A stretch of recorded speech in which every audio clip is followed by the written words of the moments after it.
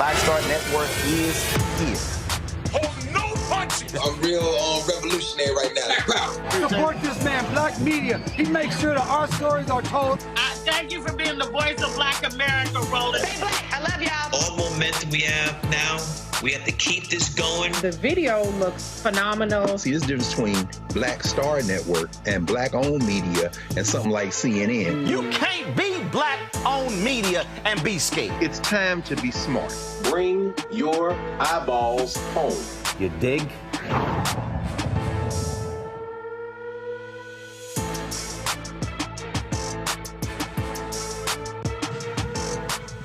Today's Wednesday, October 9, 2024. Coming up on Roland Martin Unfiltered, right here on the Black Star Network. We're live in Philadelphia at Sharon Baptist Church. More conversations about the election. We are less than 30 days away, and of course, this state is a significant one, a major battleground state. So we'll be unpacking what's happening here. Also, we'll be joined by the leader of Higher Heights, which is focused on electing Black women to office, Glynda Carr. She'll join us as we talk about what they are doing when it comes to this election. Also, Hurricane Milton is bearing down on Central Florida.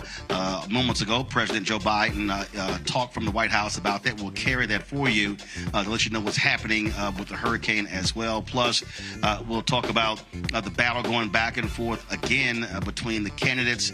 And also, we'll talk about what's happening with the senatorial races, because that also is critical, and also House races, because that will determine who controls the House and the Senate. If Democrats regain the control of the House, that means Hakeem Jeffries will become the first Black Speaker of the House in U.S. history. Folks, it is time to bring the funk right here in Roland Martin Unfiltered on the Black Star Network. Let's go. He's got it. Whatever the miss, he's on it. Whatever it is, he's got the scoop, the fact, the find. And when it breaks, he's right on time, and it's rolling. Best believe he's knowing. Putting it down from sports to news to politics. With entertainment just for kicks, he's rolling. It's on go, roll, roll, y'all. It's Roland Martin, yeah. Rolling with Roland now. He's funky, he's fresh, he's real, the best, you know he's Roland Martin now.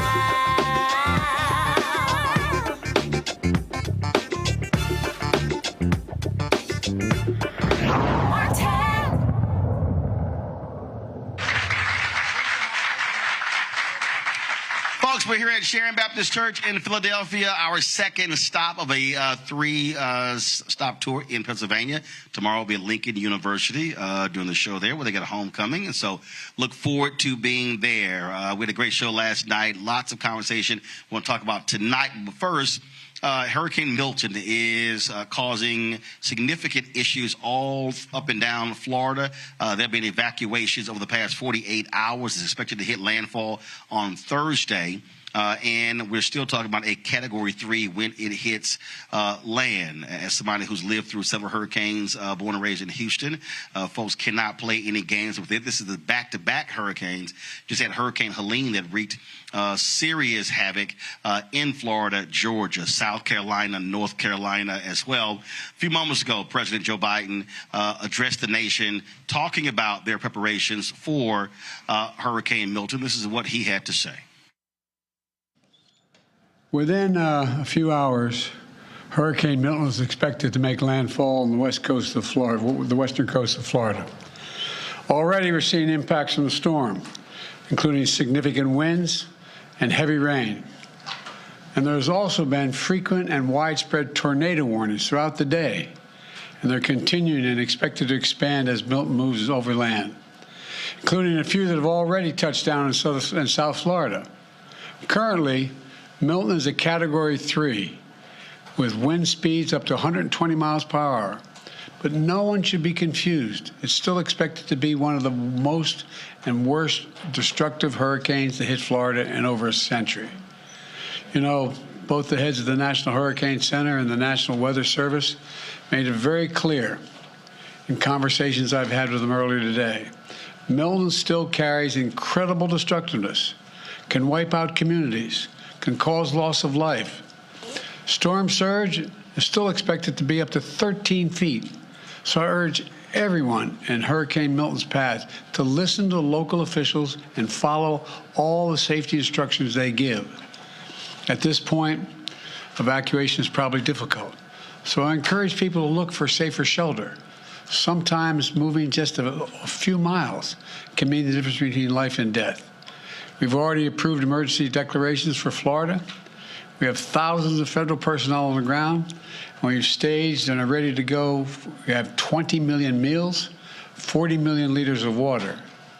At my direction, the Secretary of Defense, Austin, has pre-positioned search and rescue teams, helicopters, and high water speed vehicles as close to the storm as possible, so they're ready to conduct life-saving missions. And the administrator of FEMA will be on site tonight in Florida and in the state's Emergency Operations Center. Both Administrator Criswell and I will be in constant contact with state and local officials in the hours ahead. Once the storm hits, we're going to work with state officials to clear debris, restore power, and do it as fast as possible. The Army Corps of Engineers will pump out water and decrease flooding.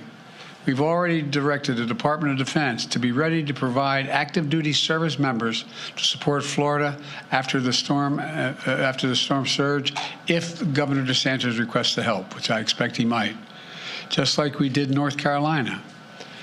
I have surged over 1,000 U.S. Coast Guard personnel to perform search and rescue missions and reopen the port of Tampa as soon as possible. Now, I want to reiterate a point I made clear earlier today to the folks who have been impacted by Helene. This impact, and will be now impacted by Milton. Over the last few weeks, there's been reckless and irresponsible and relentless promotion of disinformation and outright lies about what's going on. It's undermining confidence in the people in Florida and incredible rescue and recovery work that has been undertaken. Literally, there are thousands of fellow Americans who are putting their lives at stake and putting on the line to do the dangerous work that needs to be done now. And it's harmful to those who most need the help. Quite frankly, these lies are un-American, and there's simply no place for them. Not now, not ever. Former President Trump has led this onslaught of lies. Assertions have been made that property is being confiscated. That's simply not true. They're saying people impacted by these storms will receive $750 in cash and no more. That is simply not true either. They're saying that money needed for these crises are being diverted to migrants. What the heck are they talking about? Stop it. It's outrageous. It's just not true. Now the claims are getting even more bizarre. Marjorie Taylor Greene, the congresswoman from Georgia, is now saying the federal government is literally controlling the weather. We're controlling the weather. It's beyond ridiculous. It's so stupid. It's got to stop. Let me close with this.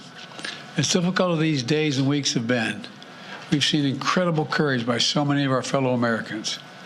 I want to thank all the first responders for running toward danger instead of away from it, for saving lives and making a difference. FEMA personnel risking their lives, climbing on hillsides to reach people who cut off by Helene. Army National Guard flying through the gale wind force it's amazing what they're doing. Firefighters lifting collapsed wood and metal in an attempt to see if there are survivors, any survivors under the debris, risking their lives. Coast Guard teams rappelling from helicopters to rescue people and risking their own lives. And there are countless friends and neighbors who have sacrificed for the greater good. Volunteers leaving their own families behind to help search for someone else's family. Fellow Americans looking out for one another. That's America at its very best. That's who we are. So my final message tonight is to the people of Florida and all the impacted states. We've got your back. We've got your back. And Kamala and I will be there for as long as it takes to rescue, recover, and rebuild. May God bless you all, and may God protect those serving in the eye of this storm on behalf of our nation. Thank you. Why do you think Trump is spreading misinformation? Why do you think former President Trump has sent testing kits to President Putin during the height of the pandemic? Do you have a comment, sir? Why do you think Trump is un-American? Why do you think Trump is spreading misinformation? I don't know. I simply don't know. You can speculate, but I just find it, I know I've used the phrase more than I've used it ever in my whole career, un-American. It's un-American. It's not who the hell we are. What are they talking about? Sir, have you considered calling him and asking him to stop doing that? To stop spreading this? Oh, come on. Mr. President, does Governor DeSantis need to take Vice President Harris's calls? All I can tell you is I'm talking to Governor DeSantis. He's been very gracious. He's thanked me for all we've done. He knows what we're doing, and I think that's important. Can you say that Florida has everything it needs for the storm? How was your call with Netanyahu today? We didn't talk about the storm.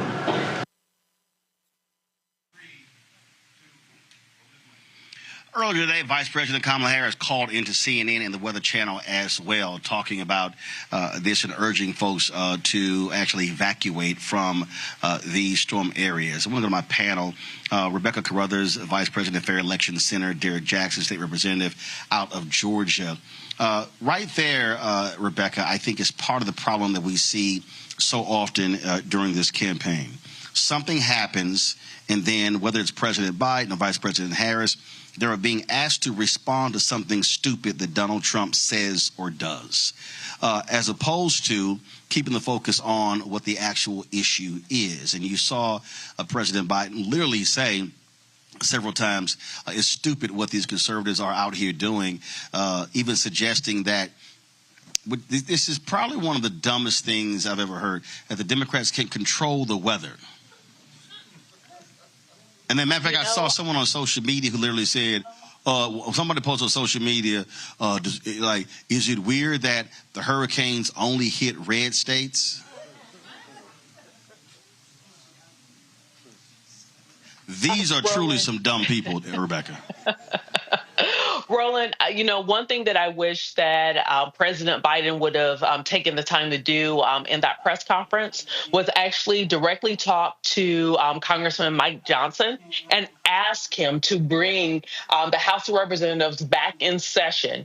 Because one thing that we do know of the FEMA budget this year, I believe only $191 billion was actually finally agreed to and passed, when we know as of 4 days ago, the total projected costs for Hurricane Helene had already toppled over $200 billion already, and that was 4 days ago. And we know it's going to continue to escalate. And then we have Milton right behind it. So right now, we know that there isn't enough money that's being allocated by the Congress to actually fill FEMA's coffers. And we know there's going to have to be some emergency spending bills. So I do wish that President Biden would have taken that time to say, hey, Congress, come back to town and do your job. We have a national crisis. But to your point, one thing that we are seeing from former President Trump is that he is using every opportunity to turn this into a political football when we actively have thousands of people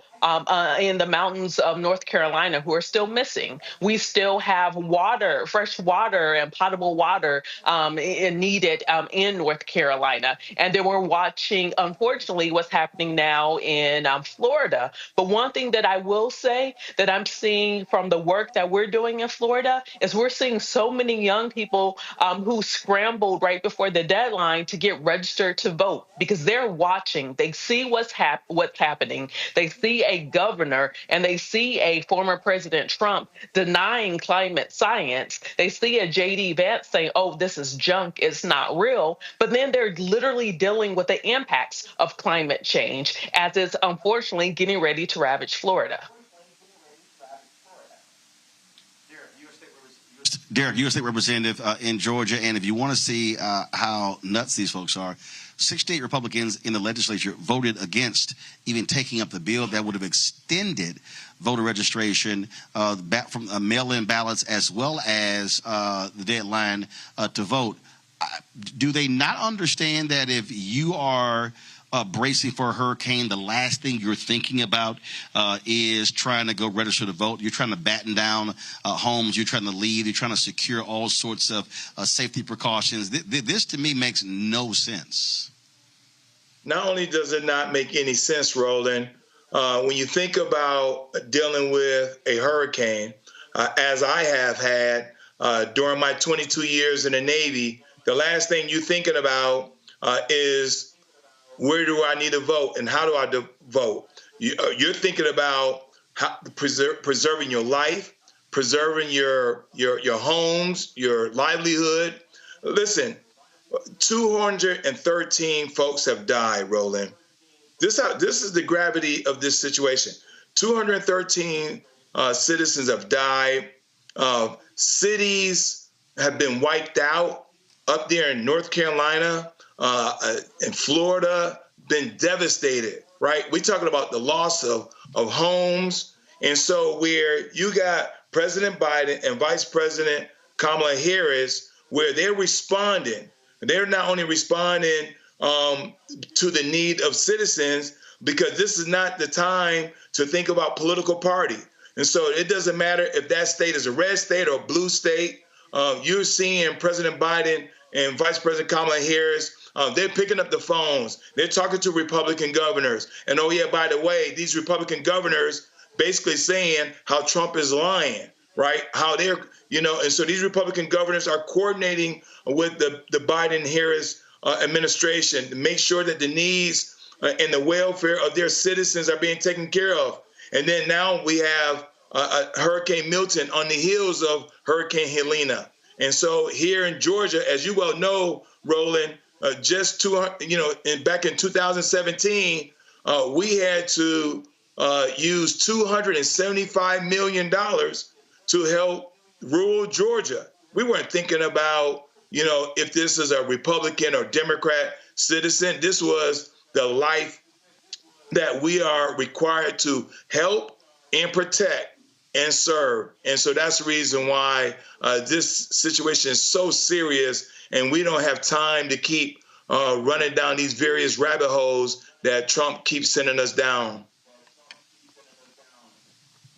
And, of course, when you look at the damage from the hurricane, we talk about to the Georgia agricultural economy, North Carolina, is already in excess of $1 billion in terms of it's going to be lost in terms of pecans and other fruits, vegetables, you name it. And so you're right. And then, of course, you had the Speaker of the House who says he's not going to call Congress back into session. They literally are on vacation. But you're talking about a 5-week time period off. To me, it's not hard to actually call them back. To be able to bring them in to actually approve additional funding. But I can guarantee you, if Hurricane Milton wipes out a whole lot of stuff in these Republican districts, then you're going to see folks crying and wailing about resources. And then let's see if they start calling on members to come back in session in order to approve the money. So we'll see what happens there. Hold tight 1 second. Going to a break. We come back. We're going to talk about this election and how all of this impacts what takes place over the next some 28 days. It is a lot going on, and we'll break it all here in Philadelphia at Sharon Baptist Church. You're watching Roland Martin Unfiltered right here in the Black Star Network. Back in a moment.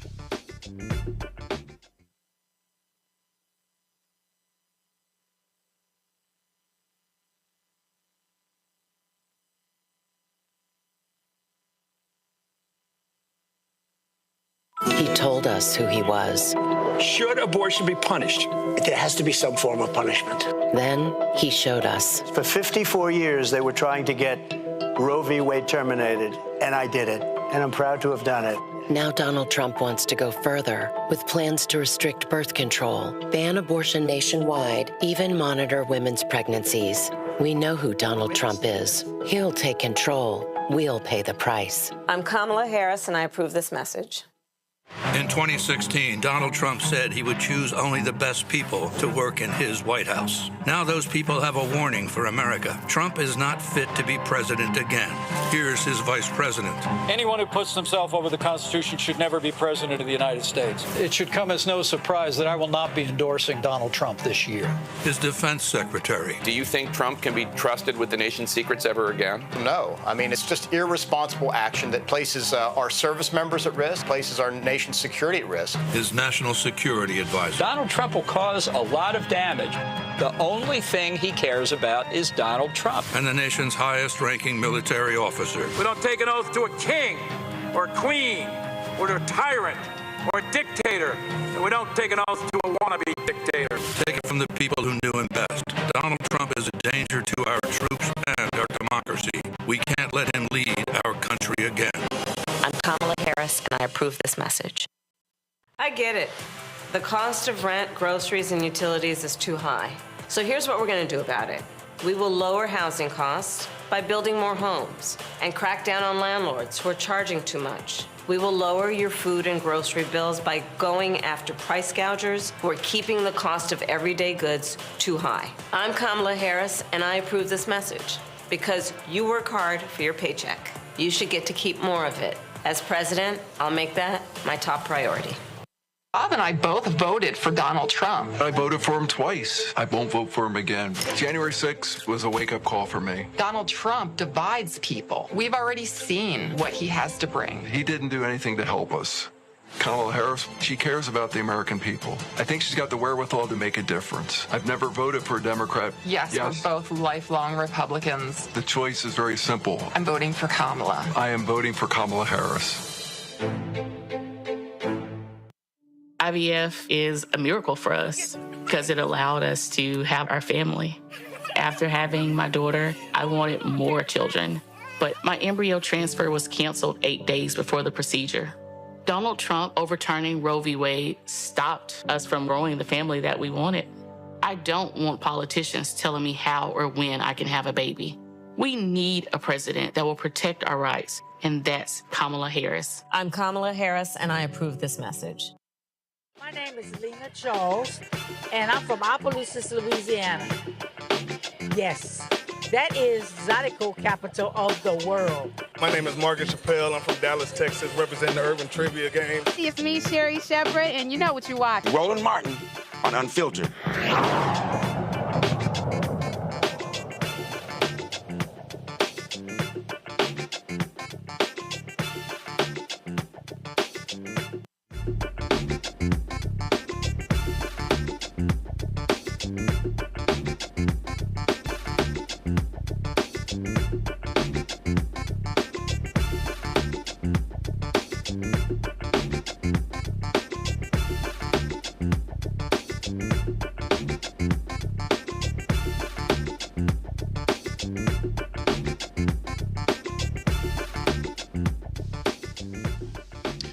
All right, folks, we're back here in Philadelphia, Sharon Baptist Church. Glad to be here. Introduce my panel here. To my left, Dr. R.J. Wilson, CEO Faith Connects. Should explain exactly what that is, because all them acronyms. NJP, Commission for Black Male Engagement. Also, y'all clap. Go ahead. Ryan Boyer Jr., Chair, Young Voters for Harris. All right, glad to have all three. So we got a couple of panels, and so we'll chat with them first. I want to first of all, again, Battleground State, and you cannot turn the television on in this state and not see nothing but ads. I don't care if football game, baseball game, does not matter. I was having a bite to eat before here, and I saw what I thought was a Willie Horton type ad against the vice president, talking about her record as district attorney. Just your thoughts on what has been happening in this state in this election season, and just your assessment. You first. Well, first of all, thank you for all the work that you do, and thank you for going to these battleground states and showing up and showing out, because all hands on deck now. Less than 28 days, right? And so, as my husband and I, Morgan E. Wilson Jr., he's my partner in crime and partner in everything else. What we've been seeing specifically with black males in Philadelphia, and we own a mental health practice called, you said, I'll explain it, Faith Connects, stands for Family and Individual Therapeutic Healing, but we also launched a nonprofit called Mental Health First Connects. And the focus is to provide mental health and wellness-seeking behaviors and deal with the issues on the ground. Well, what I'm seeing is we are struggling. We are suffering. And they say that when white America gets a cold, black America gets the flu, pneumonia, and maybe COVID, and then dies from it, right? And so when we think about this voting block, we know that black women are going to vote. Many of us feel like we're going to go out there no matter what, but we get taken for granted because y'all know we're going to go out there and do it. The black men, and I can say this because of my husband and for my father who's 89, a lot of black men are feeling disenfranchised, they're feeling disengaged, they're feeling unheard, they're feeling unwelcome, they're feeling like they are not listened to. I call it the haves and the have-nots. Black men and women want to be heard. You want to be affirmed, right? You also want to be valued, and you want to be elevated. And that's not happening on the ground, right? And so when you talk about men, and Manny talked about it last night, especially for the younger black men, they're feeling hopeless. They're feeling like they don't have anyone to hear them. Now, notwithstanding, we know what we got to do, but I like to say, Roland, people don't care how much you know until they know how much you care. We got to show that we care. We got to step out with our hearts and connect with people. So a little earlier, I taped an interview with Stephen A. Smith. That's going to be on his show today. And he was talking about a column that was in the New York Times. Charles Coleman wrote about it. And he was talking about very much this very same thing. But there was something I said to Stephen, I said that also has to happen. I said, if we as a black community, specifically black men, black women, if we're waiting on a party or waiting on candidates to speak to us, then we're going to be waiting a very long time. And I just still fundamentally believe that what has to happen is we have to have institutions that are operating 365 days a year, 7 days a week, speaking to our interests and actually communicating to our people. And the conversation for me with this election should not be Democrat, Republican, should not be Kamala, Trump. It should be here are the issues, and then now how do folks line up? And I'm just of the mind. I'm just of the mind that I can't wait for somebody to call my name for me to then still do my part. Now, that may be a discussion that difference between somebody who is informed of what's going on and somebody who is not. But that's the struggle I have in terms of waiting for someone to communicate, because whether we like it or not, 70% of the electorate nationally is white. 70%. So the reality is, if you're running, 70% of the folk who are going to be voting are white. This is still a white nation. And so it's no surprise what the issues that people are focusing on, because if that's 70% and then everybody else is 30%, that explains to you exactly what's going on.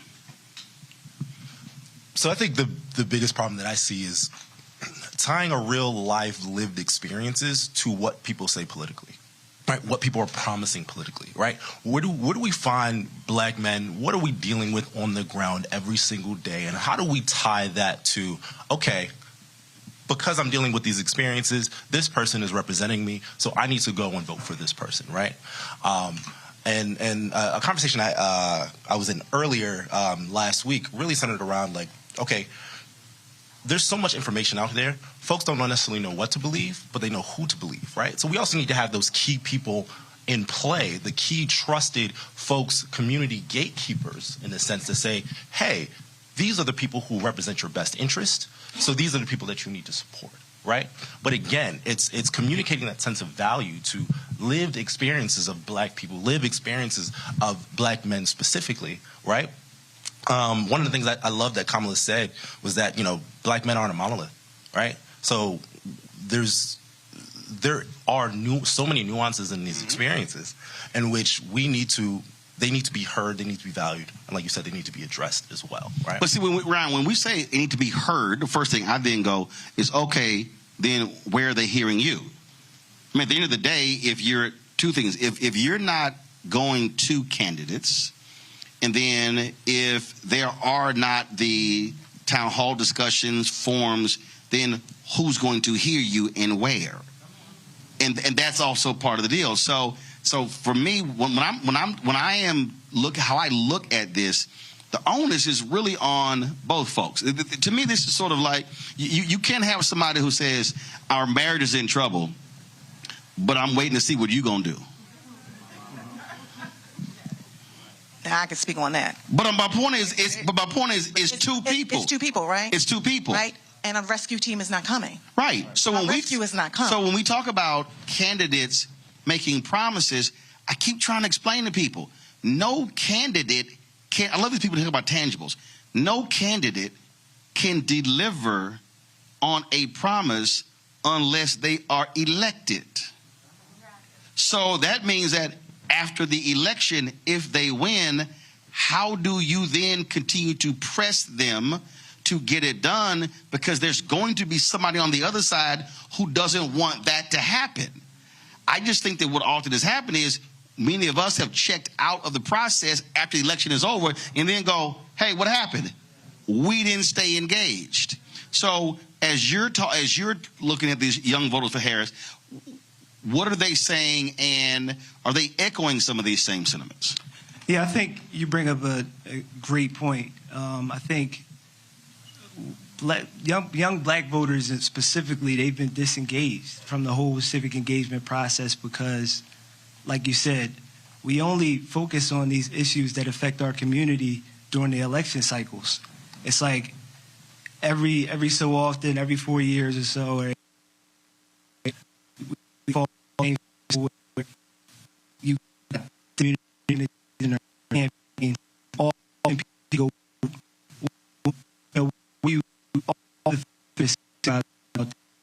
right?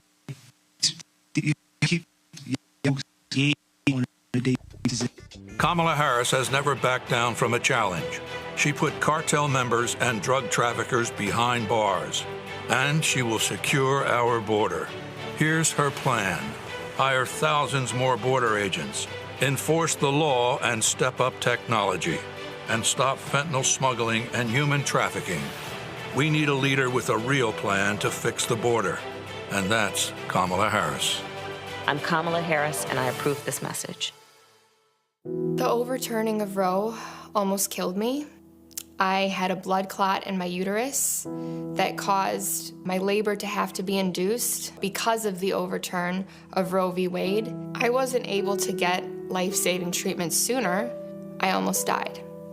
And that's because of the decision that Donald Trump made. People's attention spans are a lot shorter. So young folks, they're consuming information with 30-second clips on a day-to-day basis through TikTok, through YouTube Shorts, through Instagram, and that's how they get their information. And I feel like there's not enough of a blitz of that type of information funneled towards young voters. Well, we're seeing, I mean, so again, we're seeing a lot of these things happen, digital ads, things along those lines.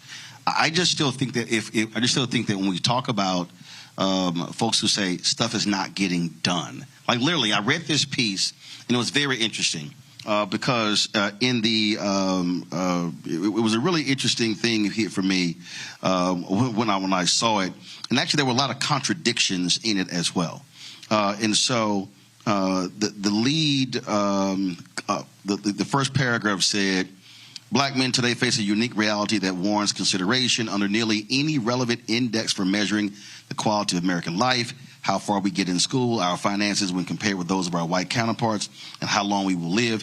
Black men consistently rank last or near last. There is not a black man alive in this country right now who has ever seen black male unemployment equal to or less than that of his white counterparts. But it also applies to black women. So if I go through here and talk about that applies to black women. When he was talking about Congress not moving forward on the George Floyd Police and Justice Act, I absolutely agree with that. But it also applies to black women. Then when he was talking about the issue of voting rights, the issue of starting businesses, that also applies to black women. And then if I keep going on, and again, talking about this here, and there were some things, he said, student loan repayment is a worthy cause to champion, especially in a tough economy, but what relevance does that have when black male enrollment on college campuses is dwindling? Okay, but whose fault is that? And we also have to address that, and the reality is, you can't, if I'm going to hold a politician accountable for student loan, I got to realize college is the end of a process. So then it's high school, then it's middle school, then it's elementary school. So then I have to deal with that. And then if I keep going on, and I've heard a lot about there needs to be a very specific agenda to black men. Okay, so I'll ask the two of you, what is that?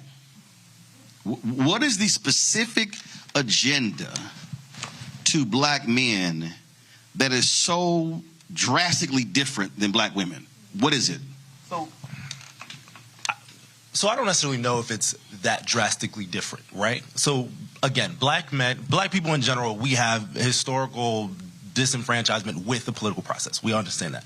Black men have our own specific set of nuances and kind of disengagement with the political process because folks feel like they haven't been heard. They haven't been...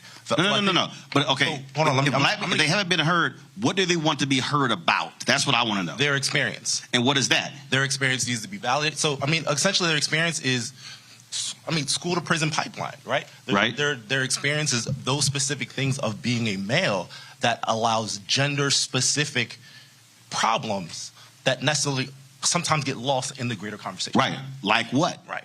So school to prison pipeline is... But here's the deal. If I pull the data right now, the suspension rates for black boys is on par with the suspension rates of black girls. So again, the only thing I'm asking is when I hear the nuances of black men, what I want to know is what's the nuance? Well, economic opportunity. I would say that's one of them. Funding for education. Our education system is broken. Okay, let's stop right there. Okay, funding for education. If black boys going to school and the black girls going to school, they're under the same funding paradigm. No. I'm not talking college.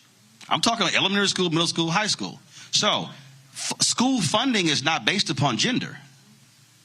School funding is based upon enrollment. But I would also say representation is extremely important for young black males as well. Representation of what? Like teachers in the classroom. That's right. There needs to be more black teachers, more black male presence in the classroom. So here's what I'm trying to get at.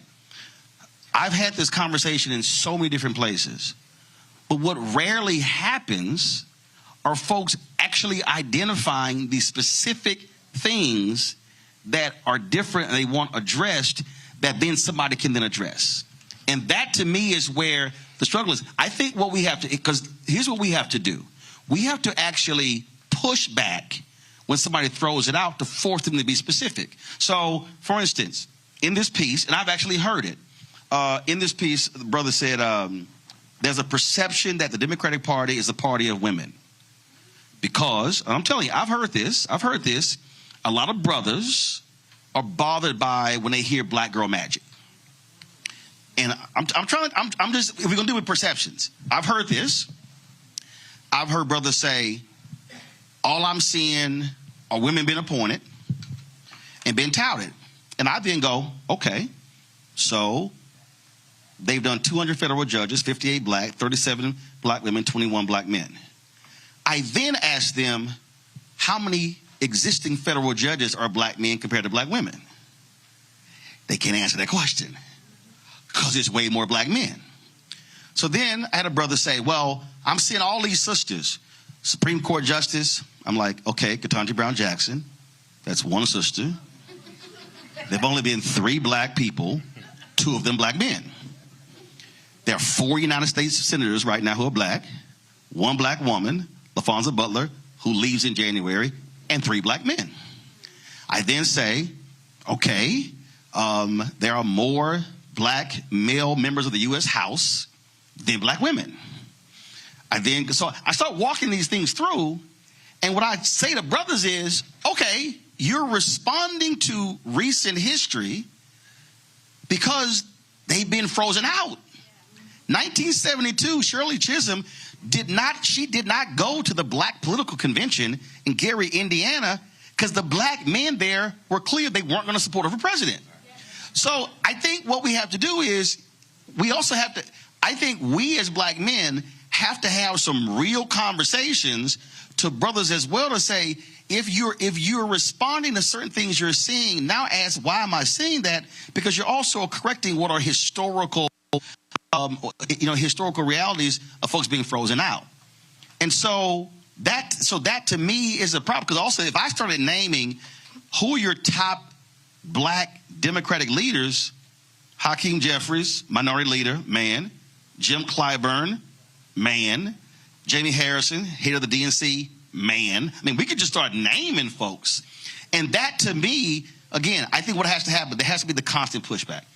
Because if we don't force these brothers to have to answer that, I get feelings, I get perceptions, but I want to get down to, no, let me get to the core. What is your fundamental issue? And I think part of the problem with this conversation, I'm going to come to you, then I'm going to come to you, is that we are not pushing them to have to answer that central question. We are allowing emotions and perceptions and kind of stuff, what I heard, to rule that's not rooted in reality. Sure. So I wholeheartedly agree with that. But I do also want to kind of go back to understanding the nature of the black male socialization process, right? So we go back to, black men, one, we're not allowed to emote. We're expected to have it all. And we're expected to perform. The way we engage in society, the way we feel validated and love society is based on performance, right? So, and the only way we're allowed to emote that is valid is through anger or through kind of sexual prowess, right? Especially growing up young, especially growing up here in Philly, right? That leads you to negative consequences, right? So if you get led on that path to negative consequences, you don't have folks that give you the right tools, organizations like yourself, where folks can actually have social support and all these other things that lead you to those specific negative consequences, was that jail or in the grave or anything else, right? So those things, and then also, okay, so say you make it past there, middle school, high school, you get to college, right? You get to college, as a black man, you expect to have money. As a black man, again, you're expected to perform. You're in college, where you getting money from, right? Where you getting necessarily these things? So I think the nature of the experience, again, is really understanding the pressures of performance without support that black men go through, and not to say that black women don't go through as well, that aren't necessarily immediately tied to the larger political process if folks aren't having those continued conversations. So us here on the Mayor's Council for African American Males, we have those conversations in those communities. And Ryan is on that commission as well. But what you're seeing, though, in the data, though, what you're seeing is you're seeing millennial and Gen Z men becoming far more conservative than their female counterparts. And so there's a reason, Ryan, why Donald Trump, actually we'll come to you first, come to you next, then Ryan. There's a reason why Trump is specifically going to these millennial Gen Z podcasters. Because what you have is Fox News, Stephen Miller's of the world, Jesse Waters of the world, Josh Hawley, senator from Missouri, they are on this whole manhood. So what they're doing is they are talking about that we're becoming a feminine nation. And so what they're doing, they're pushing the buttons of a lot of these young men. Oh, you're soft, and then now they're appealing to them that way. These gender dynamics are playing. And so political folks are looking at this by saying, wait a minute, what's going on here in terms of why these younger men, not just black, are appealing? Because Trump is presenting himself as this strong, tough, rugged, John Wayne type person. And I get all of that, but I'm sitting here going, keep in mind, John Wayne, ain't got nothing for you beyond his attitude and persona. So if you want to vote for persona, I get it, but let me let you know what's behind that persona, and then you can be like, oh my God, what did I do? Now it's too late. Roland, I want to go way back.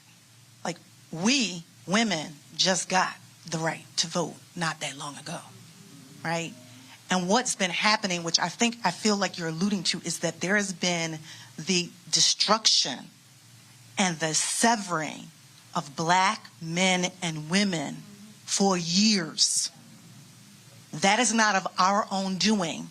But just because we didn't do it and we didn't deserve it doesn't mean it's not on us to fix it. Slavery separated black men and women. It separated our families. Lynching, Jim Crow, all the way up to the welfare program, where women had children by men who could not live in the house with their babies. And let's be clear, that also was not designed for black people. That was designed for white women. There you go. That was not designed for us.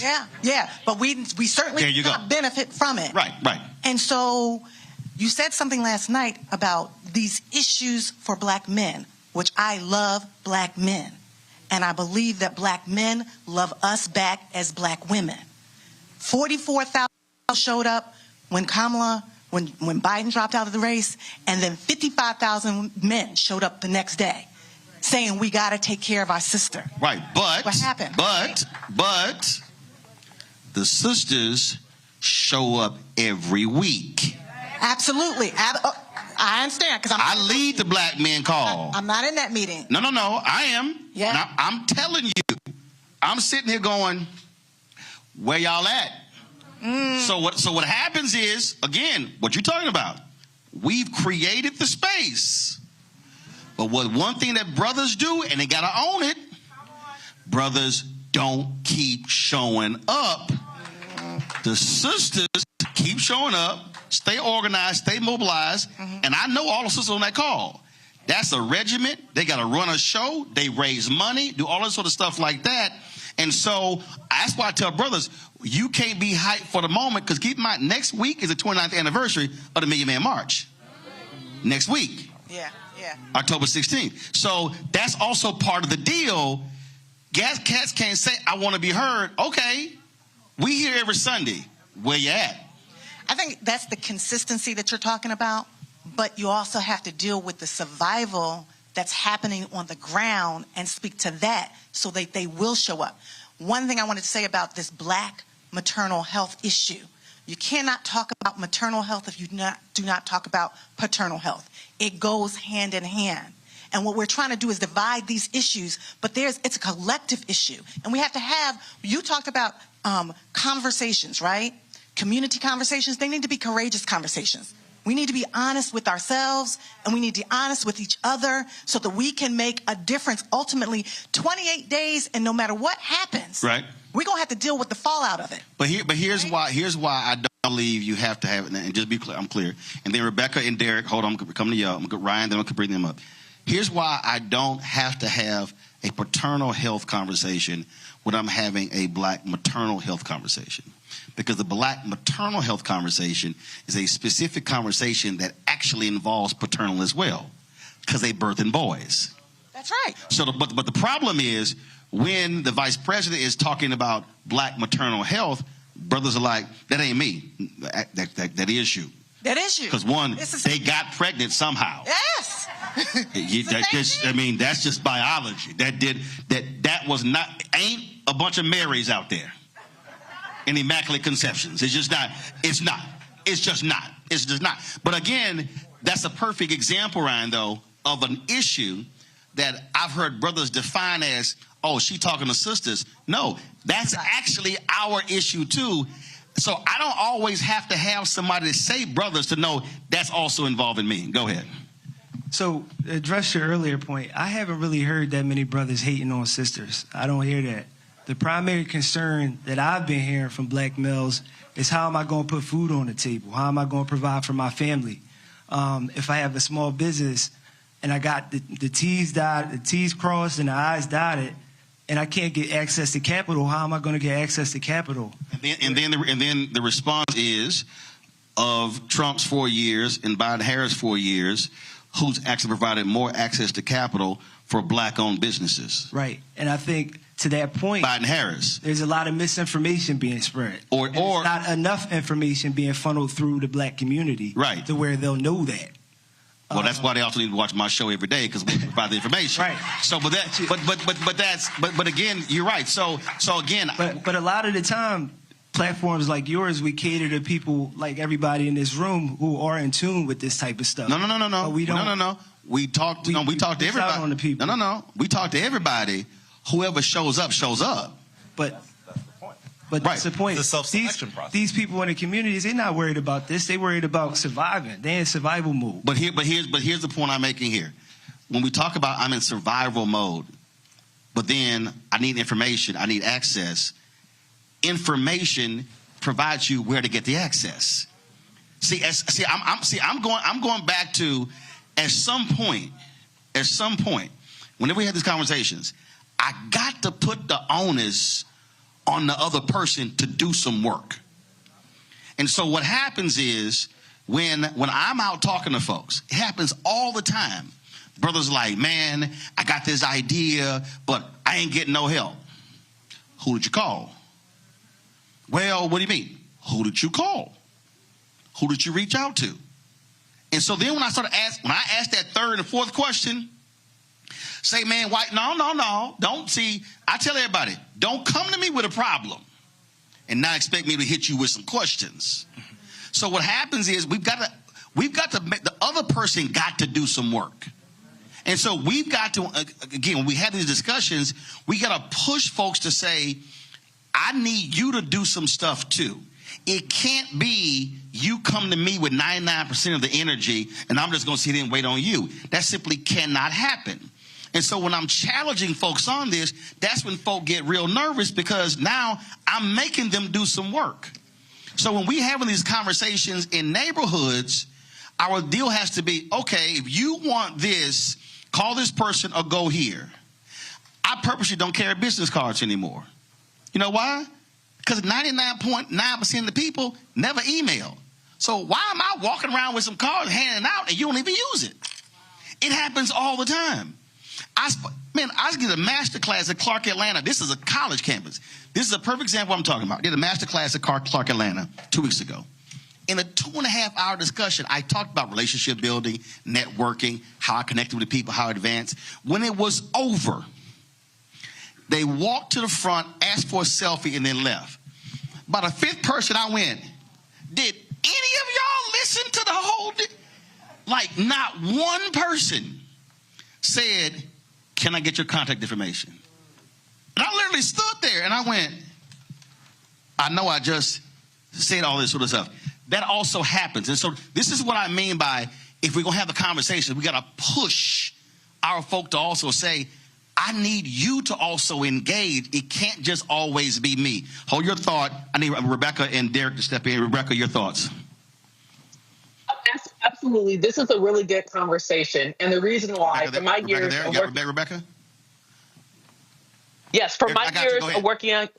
For my years of working on campaigns, one thing that I have observed is that the framing of the discussion matters and the impact matters. So, for instance, if you are calling out Black men and talking to specific the variety of Black demographics within the voting electorate, you also have to talk about issues but frame the impact directly towards Black men. So, as an example, if we're talking about reproductive justice, it is more than just abortion, and it's also more than just maternal health. When we know that 50% of fertility issues in this country is because of low sperm count and low sperm motility. So that is a very specific thing to men. But unfortunately, when we're talking about these issues, there isn't always that impact towards this is how it impacts Black men. So my question for the Black men on the panel, what are the top issues specifically to Black men? And I think this is what Roland was getting to earlier. What are the specific issues that Black men need to hear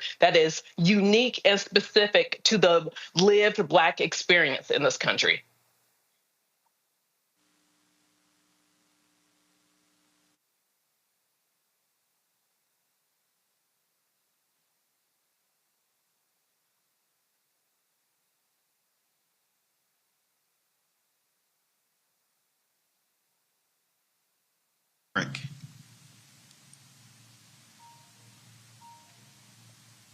Are they answering your question, Rebecca? Derek, go ahead. Okay. Well, listen, I do agree with Roland and Rebecca that this is a great conversation to have. Roland, you know, right here in Georgia, we've been having these conversations, these harsh conversations in barbershops because we're taking the approach, we got to meet black men where they are. And so we go into the barbershop. And one of the things that I continue to tell brothers here in Georgia, specifically in the Atlanta metropolitan area, and as well as the rural area, because a lot of brothers said, well, I'm not going to vote for Kamala Harris. And I asked the question, well, why? Well, I heard she locked up 1,900 people. I said, well, stop. I said, did you Google that? No, somebody else said it, and then somebody else said it. I said, well, let me ask you this. Did you hear D.L. Hughley during the DNC? No. I said, let me just share this story what D.L. Hughley discovered when he wronged and sharing untruths about Kamala Harris till he realized he had to do his own due diligence, his own research, and found out the truth for himself, and then later discover how he wronged her. And so I said, let me tell you, that 1,900 number that you continue to hear about, only 45 brothers were locked up. That means the other 1,850 were not. Do you know that Kamala Harris recidivism went from 54% down to 12%, where she developed programs? And I'm just using this, Roland, as an example, because when we say, well, I don't hear brothers attacking sisters, oh, that's out there. It's out there, especially in our community right now. And so that's one issue. The other issue I would say is this, Roland, and you touched on it. We do not continue to show up. Here in Georgia, we have 3 million blacks. I'm not talking about Hispanics, Asian. I'm just talking about black folks, registered black folks. And only 60% cast their ballot. Nearly 1 million do not even vote, and they're eligible to vote. You only need 2 million, Roland, in Georgia, 2 million votes to become governor. And so if we got 3 million registered black people, if you want a black governor, we have the votes. We have the votes for governor, lieutenant governor, attorney general. And so if we need a strategy, a real strategy, let that be our strategy. Because last time I can recall, Frederick Douglass didn't wait for a strategy. He walked into the office of Abraham Lincoln and said what we needed. And that produced the 13th Amendment, 14th Amendment, 15th Amendment. And so we just got to continue to show up. We got to have a hard conversation. We got to meet voters where they are. And then once we get in office, then have an accountability meeting, right? But most of us in our black communities, we don't know our school board members. We don't know the mayor, the city council, state representative, the state senator. And so you cannot affect change if you don't know those who directly impact your lives every day. I just think that, again, I see a lot of these pieces. I see a lot of these discussions. I think our challenge really has to be, look, you're not going to spend a lot of time educating people in the next 28 days. But I do think the conversation of the next 28 days has to be, one of these two people are going to win. They're going to win. I saw a video today. There was a Muslim leader. He was speaking in Michigan, and they were saying we could lead to Kamala Harris losing and Trump becoming president. And I'm going, now you know he don't care about none of y'all. Like I was literally trying to understand the logic of saying let's defeat her and he wins. I'm like, oh, he guaranteed. First of all, he want to send all y'all home. It was just, I mean, politically the conversation made, and then the people who what was it? No, the folks who chose not to vote in Michigan. Yeah, uncommitted. They came out and endorsed because they now understand the political reality of, listen, one of these two people are going to win. It's going to be Trump. It's going to be Harris. And what I keep saying is that the couch cannot be an option, because I think when we challenge people on what they care about, We have to force them to answer the question, okay, what do you care about? What do you want to see happen? Now, let me tell you where both of these people stand on that. And I just fundamentally believe that if you ask any black man 5 questions, what are the 5 issues you care about, it's a good bet 4 of them Trump is against. And so then the question then goes, now which one are you going to pick? Now that's when the conversation gets real rough, because now it's like, okay, what is it going to be? I remember in 2016, I was in Chicago, I was at a bar, I forgot. This white guy recognizes me, and he was like, well, what do you think? So I'm like, okay. I said, pull a sheet of paper out. We actually pulled, I said, I drew a line down the middle. I put a T, and I put an H. And I said, pick the issue. Went 1, 2, 3, 4. We did 10 issues. Hillary Clinton had 7 of the checks. Trump had 3. Then he goes, I just can't vote for her. I said, you agree with her on 70% of your issues, but you still can't? I said, you stupid. No, and so I had to just go ahead and say that, because that to me right there, if you're telling me I can't vote for this woman because I just can't, and whatever it is, I said, man, take all that out. If she's with you on 7 of the 10, I said, man, that's basic math. And I think that's also what you're also dealing with. And so this struggle that we're seeing has to be, we have to be having challenging conversations in our community on so many of these issues. And we got to force folks to say, I need you in the game. I need you in the game.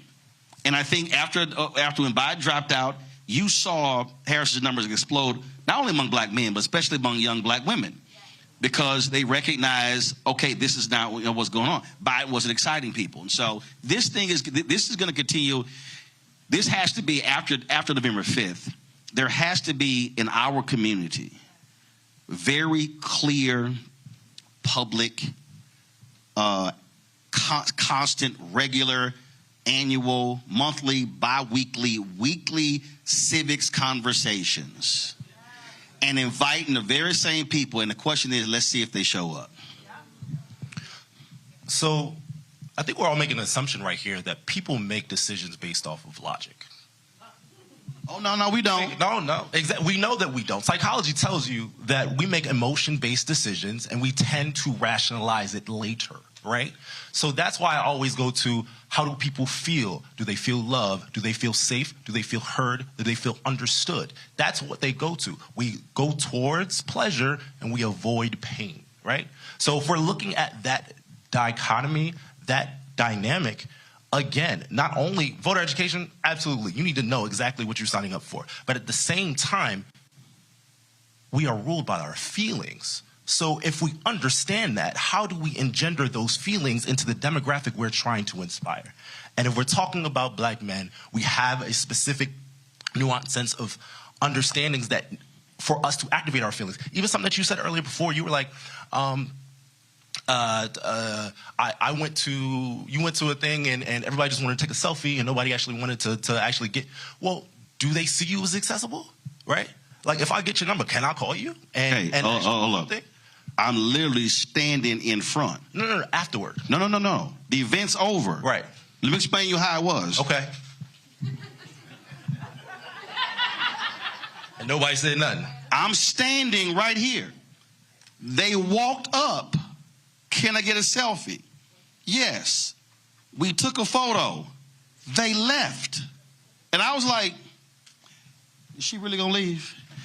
By the 5th person, I went, are y'all serious? But no, wait, hold up. Okay. I said, I just gave a whole masterclass speech and gave real world examples of how I went to this person, got their number, followed up, connected, and explained how it benefited my career in high school, college, gave all of the examples. Then one sister, she took me out. She said, well, I'm so used to people approaching me. I said, why would I approach you? I said, what do you have that would make me approach you? What was crazy is that, again, they literally, now she didn't get mad, but when I broke her down, she was kind of like, damn, I feel real stupid right now. I'm like, yeah, you do. But the crazy thing is, and this ain't just black, because I've done it spoken in white schools. It was literally, I'm walking you through all the examples of how I connected directly with people by walking up to them after the event or maneuvering my way to get the information. And they literally were walking up, and then when I busted them, they were like, can I get your number? QR code right there. The phone was sitting right next to me. So at what point, after a 2.5 hour conversation, what more do I then have to do if I've explained it to you? This is what I'm saying, that we have to sometimes, I can't nurture everybody. For sure. I can't listen. I can't, because when you talk about feelings, I can't tell you what I had to tell my TV One staff who was caught up in their feelings. Because I had the meeting, I said, FYF. Y'all can figure that one out, what I said about their feelings. Because, no, seriously, because they were like, well, you know, we write these scripts and you don't read them, because I don't have to read what you write. It's option. Did you do your job? Yeah. You turn it on time? Yeah. Was it edited? Yeah. That's what you get paid to do. I'm not obligated to read what you write. But they were in their feelings like, well, you didn't read it. You're right. Because when the red light came on, when the show started, it's me. It ain't you. But they were caught up in feelings. We have to get people to understand feelings have practical political consequences, and you checking out of a process has a practical result, which means you're absolutely not going to be heard. The most guaranteed way for young black people never to be heard is to check out of the political process. And that's what I'm trying to explain to people. If you want to be heard, you got to be in the room. You can't just think it's just going to automatically happen. Go right here, and I'm going to a break. Yeah, but I think also one thing that we're missing is people have to have the capacity to care. So if so many of our people come from blighted communities, over-policed areas, they suffer from mental health issues, overcrowded classrooms. Hold up, I got to stop you right there. But if they care about the problem, I need you to care about the solution. That's why I'm saying you got to ask them, what did I say? Name me the 5 things you care about. But also, education is a huge piece of this too. When we talk about broken classrooms and, overcrowded classrooms, a lot of our schools don't even have air conditioning. Follow me here.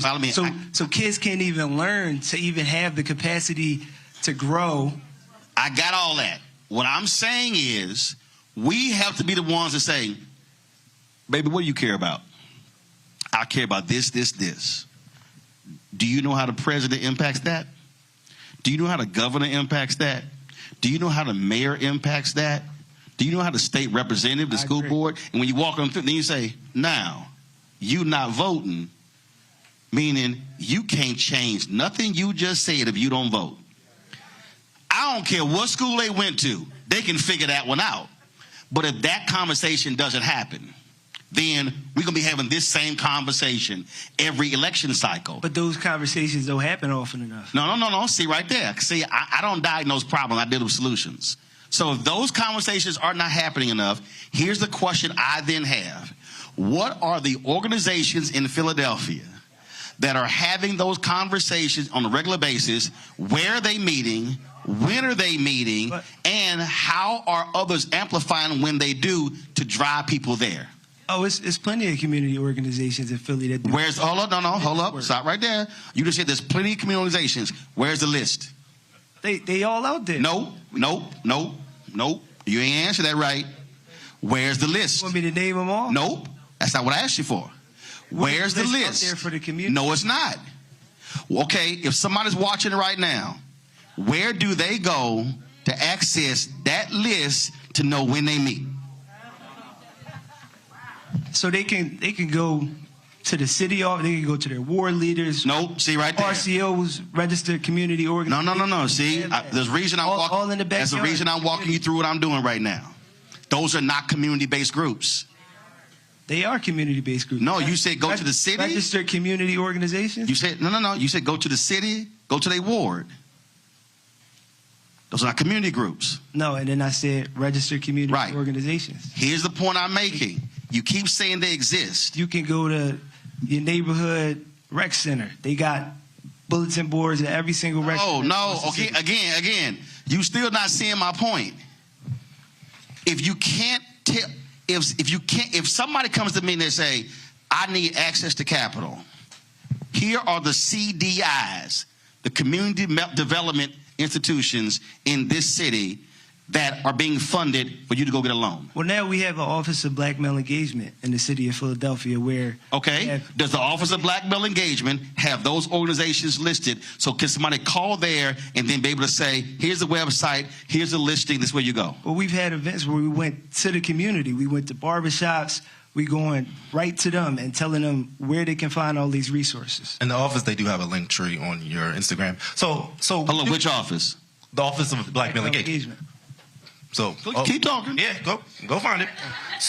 So we do have an accessibility issue. Don't get me wrong. We talk about this all the time, right? We have a huge accessibility issue. There's a lot of stuff going on. And outside of you introduced me with the African American males, but I also run Philly's largest network of Black and brown professionals. We make sure that we retain, attract, and develop Black and brown folks here to this city and other cities in which we operate. Well, part of that is making sure that Black and brown folks have access to what they need. There's a lot of resources out here, but they're not really getting directly to the people, right? So we do understand that we do have this accessibility issue, and we're working on it, right? Okay, hold on. So as a community organization, because I'm not a politician. Okay, right? So if there are a lot of resources that are not getting to the people, who are you partnering with to get the information to the people, and how is the information getting to the people? So one, a lot of wonderful folks in this room. Also other community organizations who all have those resources. The Office of Black Male Engagement, the Mayor's Commission of African American Males, everything in every major sector. The reason why it's called the Connect is because we bring folks together and then we deploy it. Okay. Right? How do we deploy it? So how are you also tracking data? Meaning, how many people are all of those entities touching every single month? What's the number? So what's the number? Yeah. So we have an online platform right now. No, I didn't say online. If you're having events, how many are you touching every month? How many people are we touching? We're touching between 300 to 500 people every month. Okay, 300 to 500 people. That means in a course of a year, you're touching 6,000 people. Yep. Okay. And that's just events. You're assuming it's only event-based. No. I'm online and continuing these conversations. No. I'm not. I'm walking you through what I consider to be a micro and a macro strategy. Cool. That's what. And this is what I'm saying. And this ain't just Philadelphia. Sure. I deal with this all around the country. This is what I often hear. We have a litany of resources. We have people who are doing this. Okay, then how many are they reaching? 6,000 is a very small number. If you're doing 6,000 and 20 others are doing 6,000, now we talking about 100,000+ people. Are we doing that? How's it being tracked? What are they getting? Sure. I believe in annual reports. Last year we touched 100,000. This year we touched 150,000. Is that being done? For me, I don't believe you just simply say, hey, go to a bulletin board. No. I'm going to point you exactly where to go. So then all of a sudden, now it's on you. Now it's on you that you go. Because if I see you again and I gave you the information and you didn't go, don't come to me complaining. See, this what I'm talking about here is the struggle that is happening in our community, in that we are not challenging our organizations and our own people to go to where the information is to get out of our present conditions. What I cannot tolerate are a litany of the problems where, if the solutions are there, how are we connecting the two? Well, we have to break these resources out of these silos and have a larger community conversation of what the collective impact model looks like. Here's the deal. Right? We actually have a lot of community conversation. For sure. I need community action. For sure. And that's the part of the conversation. That's all I'm saying. Conversation needs to prelude the action. Of course, the action needs to happen, right? Yeah, that's all I'm saying. And so this is what I'm saying politically. Politically, we have to be having, and I'm going to go back to it. I want to know, what are the groups on a weekly basis that are doing Civics 101? Sure. That are doing political training? Who? Give me one. Urban League of Philadelphia, next Philadelphia. Okay, when is their next meeting? I think in about 2 weeks. Okay, so they do. So they do political. Yes. That's what they do. That's a part of one of the things that they do. Correct. Right, but I'm saying, but the next meeting they have, is that specifically what they're doing? I mean, I don't run the organization. No, but you threw their name out. Right, I know they do that. I know they do that frequently. No, but I asked a specific question for a reason. Sure. Because if there's somebody right now who's trying to understand politics in Philadelphia, I want them showing up in 2 weeks. Go to the Urban League. And I want to make sure that they're actually doing that. Next Philadelphia, Urban League of Philadelphia. That's what I'm talking about. Yep. And so then, which means that, okay, the next meeting in the Urban League, they doing that, should be packed out in Philadelphia. Yeah. I'm going to check. Call me. I give you the I'm going to check. Because this also has to happen, because I want you to speak to this here. And this is the one thing that we are afraid of, not just black people, everybody. Accountability. Sure. We as individuals and groups are afraid of accountability because when we get challenged on stuff, we get defensive as opposed to say, you know what, I'm going to take that on and I'm going to show you how we're going to do this. But that's also part of this piece. So what I'm arguing is accountability has to be on the politician, but it also has to be on the voter. I definitely agree with that. Yeah, you're right. You know,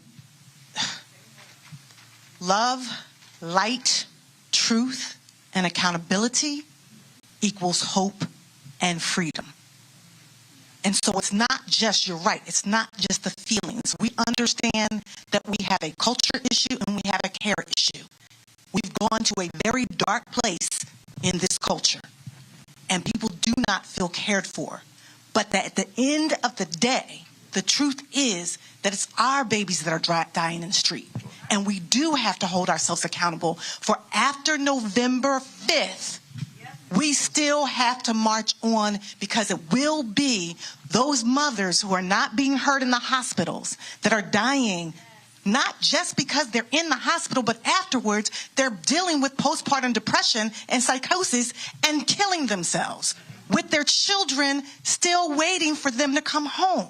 So we do have a problem, but we also can have solutions. You said, Roland, last night. Right. I'm a part of the Divine Nine. I'm a part of the Divine Nine. There are so many organizations here that are educated people that can show up. It's incumbent upon us to show up and show out and speak up for those that cannot speak up for themselves. Let me do this real quick. And I just sorry, y'all just saw the notice. Cliff Albright, co-founder of Black Voters Matter, Glynda Heights, Higher Carr. Both of y'all are still there? Yep, I'm here. You still there? There we go. All right, Cliff, you and Glynda, y'all out here. I just want y'all to weigh in on what y'all been hearing because, Cliff, y'all do this 365/7, and y'all are all about taking away excuses of folk who say, we don't know, we didn't hear. So, Cliff, you first, then Glynda. Go ahead. Yeah, no, I think it's a great conversation. I think it really just highlights, the needs we have for these ongoing discussions. I always say we can complain about the disinformation that's being sent to our communities, particularly to black men, and even more specifically, a lot of younger black men. But, I always say that disinformation, it grows in a vacuum, right? It can only take root in a vacuum. As long as we're having the conversations that we need to be having, and to your point, Roland, taking the actions that we need to be taking and providing on-ramps for other people to take actions. And that's why we do this work, and we call it, as you said, the 365 work, is because, my on-ramp isn't going to be the same as the next person's on-ramp. For some people, that on-ramp is going to be a big presidential election. For a lot of people, that on-ramp is actually a more local issue, sometimes a very specific issue, sometimes about a local ballot initiative, and that's their on-ramp. Just as an example, here in Atlanta, we had 100,000 people, those who organized the Stop Cop City movement and that petition, 100,000 signatures.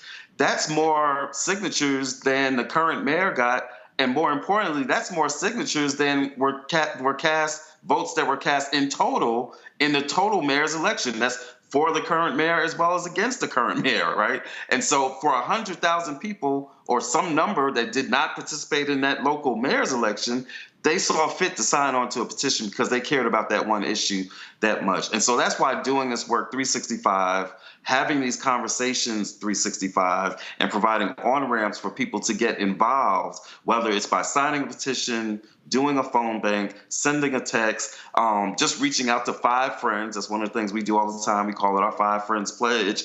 We always say, if you see somebody wearing our shirt, that person has done something, because we don't just give them away. You have to do something, even if that something is just forwarding our information or some voter registration information to 5 of their friends and family.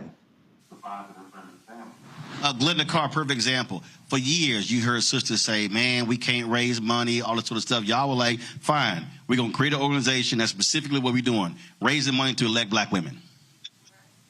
Yeah, absolutely. Glynda Carr, she's the Higher Heights. That's what they do. That is what I do. What we do. Thank you, Roland. I echo what Cliff and you have said, that Black people have been organizers since the dawn of time.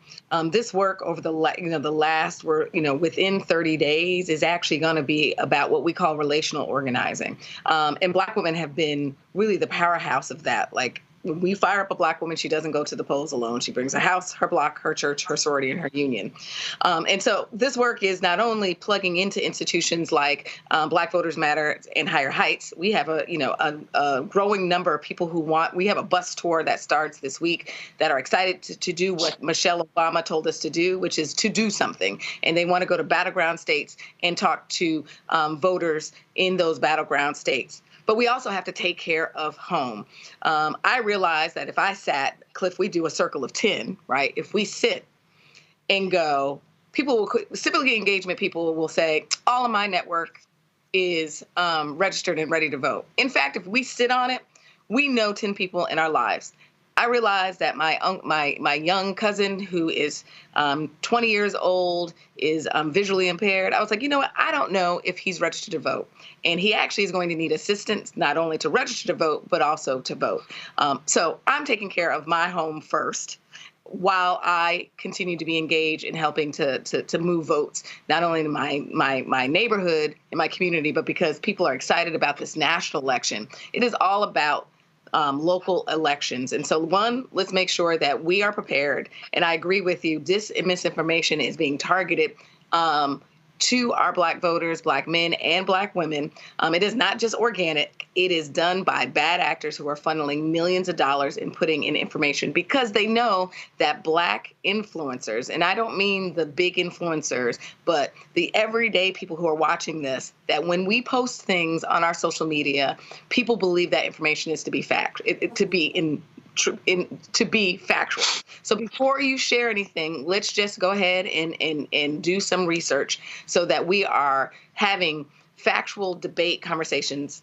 We all sitting at a point where we all agree about the direction of this country. We may not agree on how we get there. And so I think this is a healthy debate among our community to talk about what we want from our elected leaders. We have to hold our elected leaders accountable for those who are vying for our votes. But frankly, one of the things that we have to do a better job at is creating the environment for our elected leaders who are champions to push good, bold public policies when they're elected.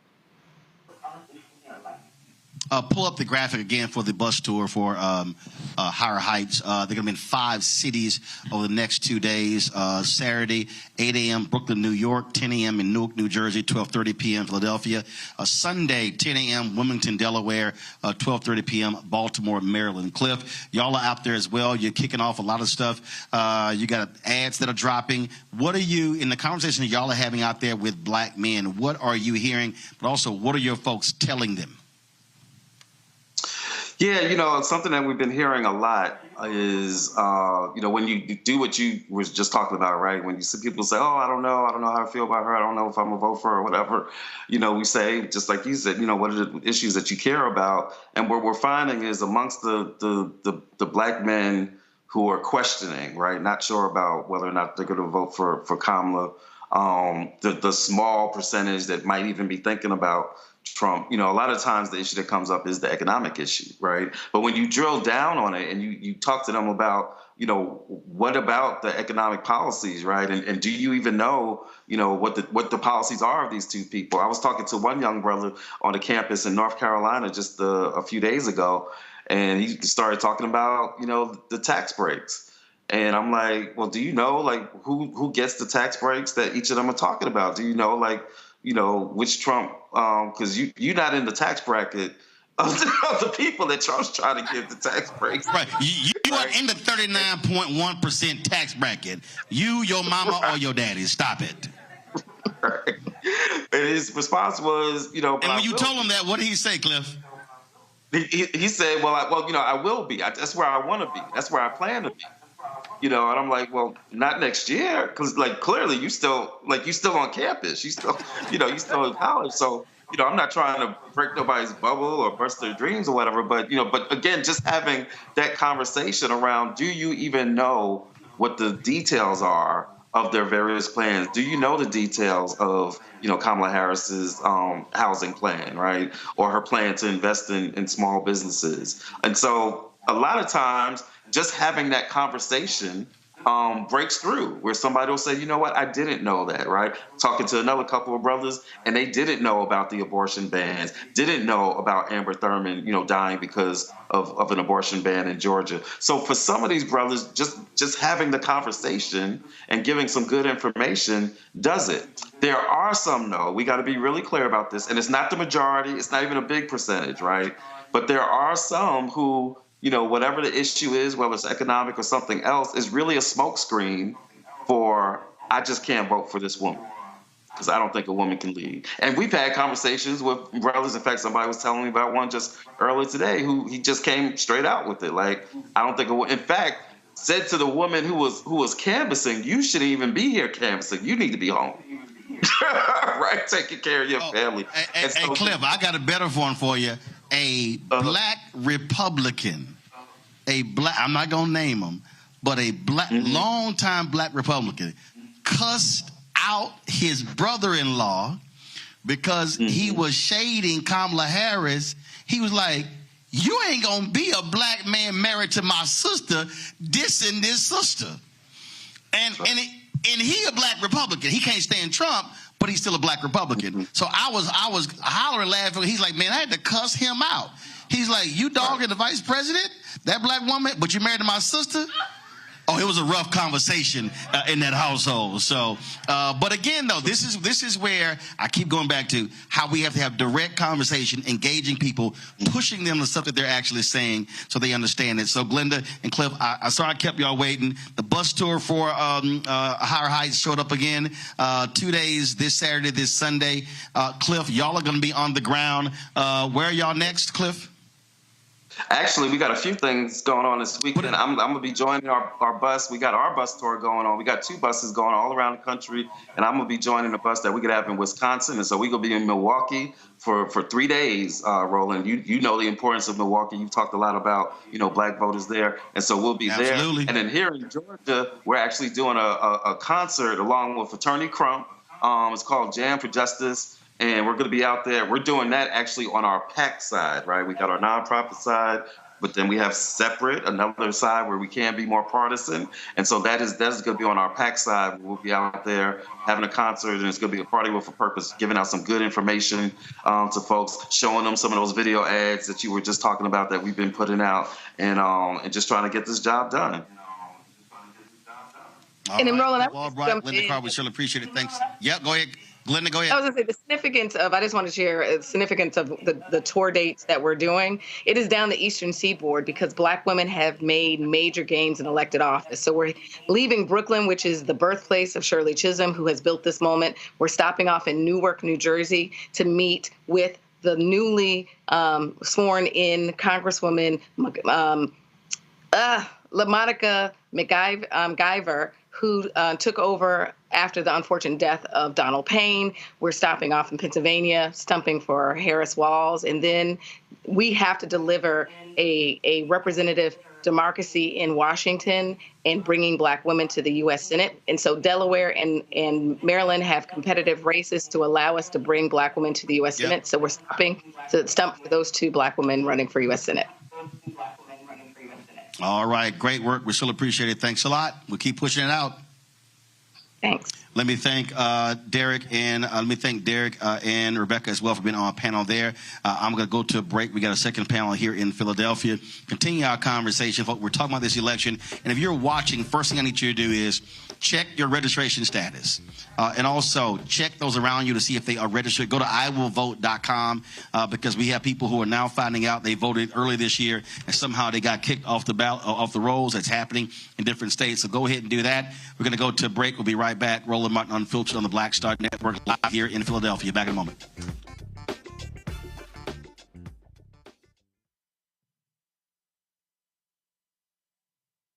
Here's a 78-year-old billionaire who has not stopped whining about his problems. Oh, she had a big crowd. Oh, the crowd. This weird obsession with crowd sizes. It just goes on and on and on.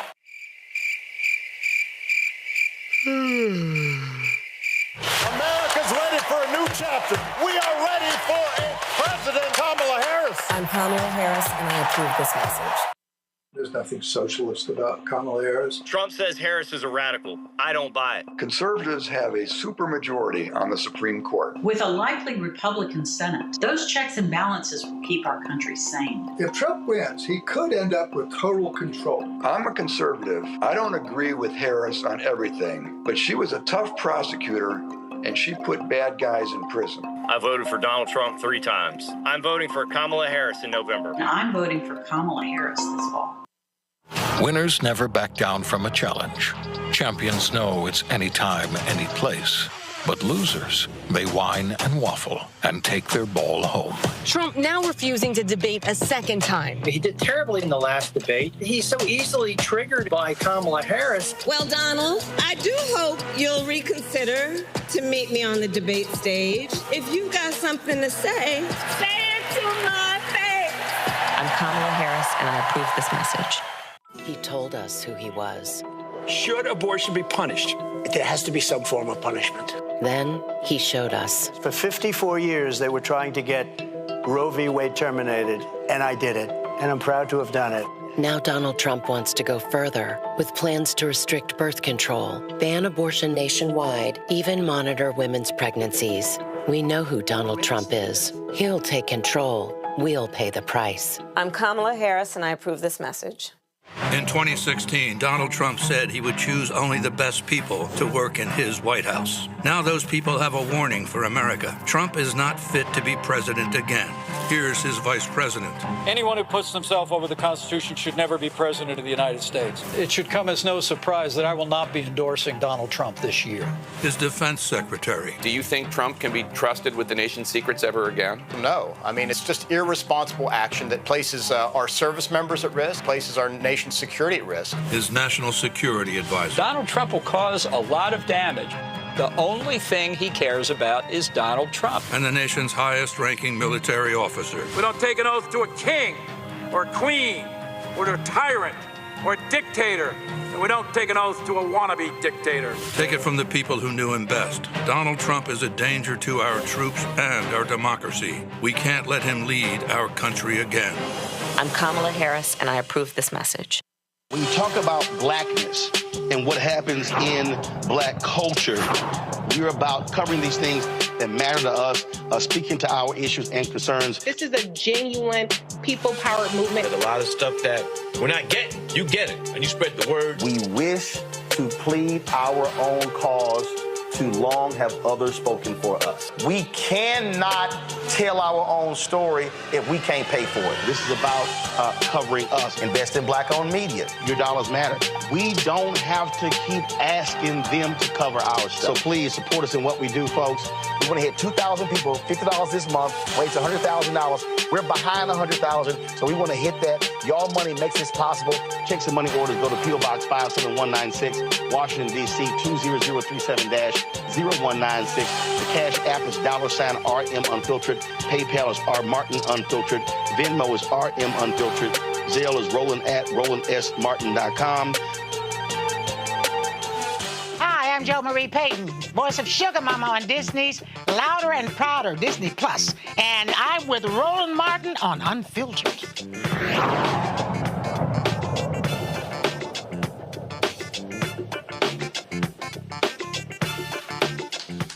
All right. All right, folks, welcome back to Sharon Baptist Church here in Philadelphia. We continue our conversation with our next panel. Sitting in the hot chairs, State Representative Morgan Cephas, Representative Jordan Harris, State Senator Sharif Street, Representative Greg Scott. So where I want to pick up on, again, look, I've been dealing with politicians my entire life. My parents were founders of a civic club, and so I understand politics absolutely from a grassroots level. So in terms of when you're dealing with issues, when you're trying to get laws passed, when you're trying to access funding, how are you communicating with groups? Who are you communicating with to activate people when you say, hey, I need y'all calling and writing. I need you at committee hearings. I need you coming to the state capitol. Walk me through what you are doing to make that a reality. Absolutely. I think it's a great question, particularly. Yeah, it is. I know. I asked it. Oh, I know. You are great. I mean, I'm in 4 Hall of Fames. I mean, no, I kind of ask good questions. I'm just messing with you. Go ahead. I love it. So as legislators, we have to, and similar to your previous panel, it really came up, is that we have to meet people where they are. And we also have to listen to individuals if we're not doing the job that they expect us to do, and work with them to make sure that we're improving and moving the needle. Because one thing I'm a firm believer on is that progress doesn't necessarily mean movement. And if you're not making movement, then you shouldn't be in the seat. And, one of the things that, my colleagues up here, we realize when we're not in the majority, that doesn't mean that we don't tackle the issues specifically happening here in the city of Philadelphia. We just have to find a roundabout way to get to what solution that we need. And, one of the areas that I'll use that I spent, some of my work, and I've been in the legislature for about 8 years now, I'm in my 4th term, is the issue around maternal mortality. And I was very excited to hear you all bring it up. But this is the first term I've ever spent in the majority. But previous to this, I was able to ensure that we spent $25 million of ARPA funding that came to our Democratic governor on Black maternal businesses and organizations that are actually on the ground. And one of the reasons why we were able to do that is because one of the Black female-led organizations said verbatim, give the dollars to the people that are on the ground, show us how to access them, provide the resources and, the toolkits in order to access those dollars. And that is something that we just actually did. And, outside of providing funding, we were able to work with our governor to extend Medicaid up to a year postpartum, where we see a good majority of the deaths happening, 51% here in the Commonwealth of Pennsylvania. And that was done through the policy process. And again, we weren't able to move legislation at least until this legislative cycle. And again, I've been in 8 years, so it has taken some time, but it's critical for elected officials to find every which way to tackle the challenges that we have to tackle. But the thing that I keep trying to tell people, you can't operate alone. I tell people, I cover City Hall, I cover county government, and I've always said, people trust me. When 100, 200, 300 folks show up, legislators go, who them people? That's the first. They like, who these folks showing up? And then when you keep showing up, they start counting them voters. And that's what I'm always trying to explain to our people, how the political process works. So it can't just be, oh, I voted for you, and you go and work. No. You still got to have that support. So for you, walk me through in terms of your process. How are you communicating with groups, organizations saying, hey, I need your help to get this done, not just me talking by myself? Well, I think the first thing is we can't assume people understand the process because what I've seen, and I say this as a former social studies teacher, I taught here in Philadelphia, is that a lot of our young people aren't taught civics in school. So those young people become adults who don't... Or middle age or older people. It's a bunch of folk don't know. True, but those young people, they become adults and they don't understand the political process. So, you get people calling, your state legislator about Social Security. Like That's the federal. That's federal. But people don't understand that. They go to the name they know. They go to the person that they see the most. So I think the first thing is we have to understand that there has to be an education process with many of folks in our community around politics and political engagement. That's the first thing. I think also, and I agree with Morgan, we have to meet people where they are. So for me, we door knock. We go to church. We go to the bar. We are on social media. We use all of those tools to engage people and talk to them about the issues that matter to them. But then we also have to, when they get engaged, we have to show them progress and we have to show them results. I think a lot of times what happens is people get disengaged or disillusioned because they have heard, this election is the most important, this, we're going to do this, we're going to do that. But then their life hasn't changed. The situation that they've been coming to some of their elected officials for decades has not changed. So they are disillusioned about a political process that we want them to be engaged in. So I think you have to educate them. You have to meet them where they are. You have to build a rapport and a relationship with them. But most importantly, you have to deliver. And once you begin to deliver, you become a trusted voice of those folks. They'll follow you anywhere. You can take them anywhere because to them, they see you as somebody who understood, who heard, but who made a difference and brought change to their community. No, yeah, I agree. Certainly agree with what's been said. We knock on doors, you talk to people, but then you go into the spaces and the places where you find people, and you got to recruit those folks who do understand to be engaged and involved in the process. When black and brown communities were not getting the resources around PPP, the first thing we did, and Rep, you were part of this, we had to convene black barbershop owners and beauty salon owners first, because we convened about 120 of them, got them on a call regular basis, and then said, look, we're going to have to educate folks. We're going to need to demand and get money for a state product. So we're able to push out $125 million. Because for most of the people didn't understand is when the initial PPP, you were able to get that if you had full-time employees. What ended up happening on the federal level was, this is why when Biden-Harris came in, it was happening somewhat when Trump was there with Steve Mnuchin and others, because Robert Smith was working with the National Bankers Association. They didn't understand that first of all, 95% of black businesses do $5 million or less in revenue. Most of these people had 1099s, not full-time employees. Right. And so that's what happened. So the CBC on the federal level, when Biden-Harris came in, say, hey, then they created a secondary round and they changed some of the rules to allow folk to be able to do that. But that was a big thing. Black people were like, man, we ain't getting no money. How many full-time employees you have? Well, I got one. Well, but you also have banks not lending. Yeah. Oh, no, that was happening. Oh, yeah. Don't forget that. Yeah. The other part of it was exactly that. Look, the banks, we put the money was at the federal level originally pushed out through banks. Those banks went through the people that they were used to doing business with, used to extending loans with. Our folks were not banked in that way with those folks, and if they were not the primary company. They had checking accounts. They didn't have lines of credit. There you go. And so what happened was we were able to get the Community Development Financial Institutions, CDFIs, engaged. We were able to set up a process where they could be engaged and involved in that process.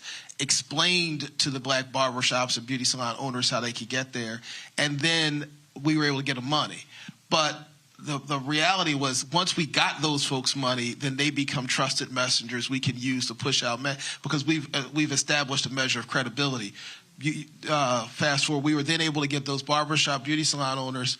We helped organize them when we wanted to fight for violence prevention dollars. Again, at this point, we didn't have control of the House or the Senate, but we did have a governor, and get the governor engaged with that. We were able to put out, I guess we got $300 million in violence prevention money in the initial year we pushed it out.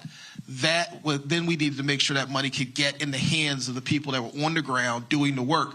Because one of the number one issues that black men are concerned about, where we are impacted in a way that is different than everyone else, is we're the ones most likely to die and get incarcerated for murder. We're on both sides of the gun.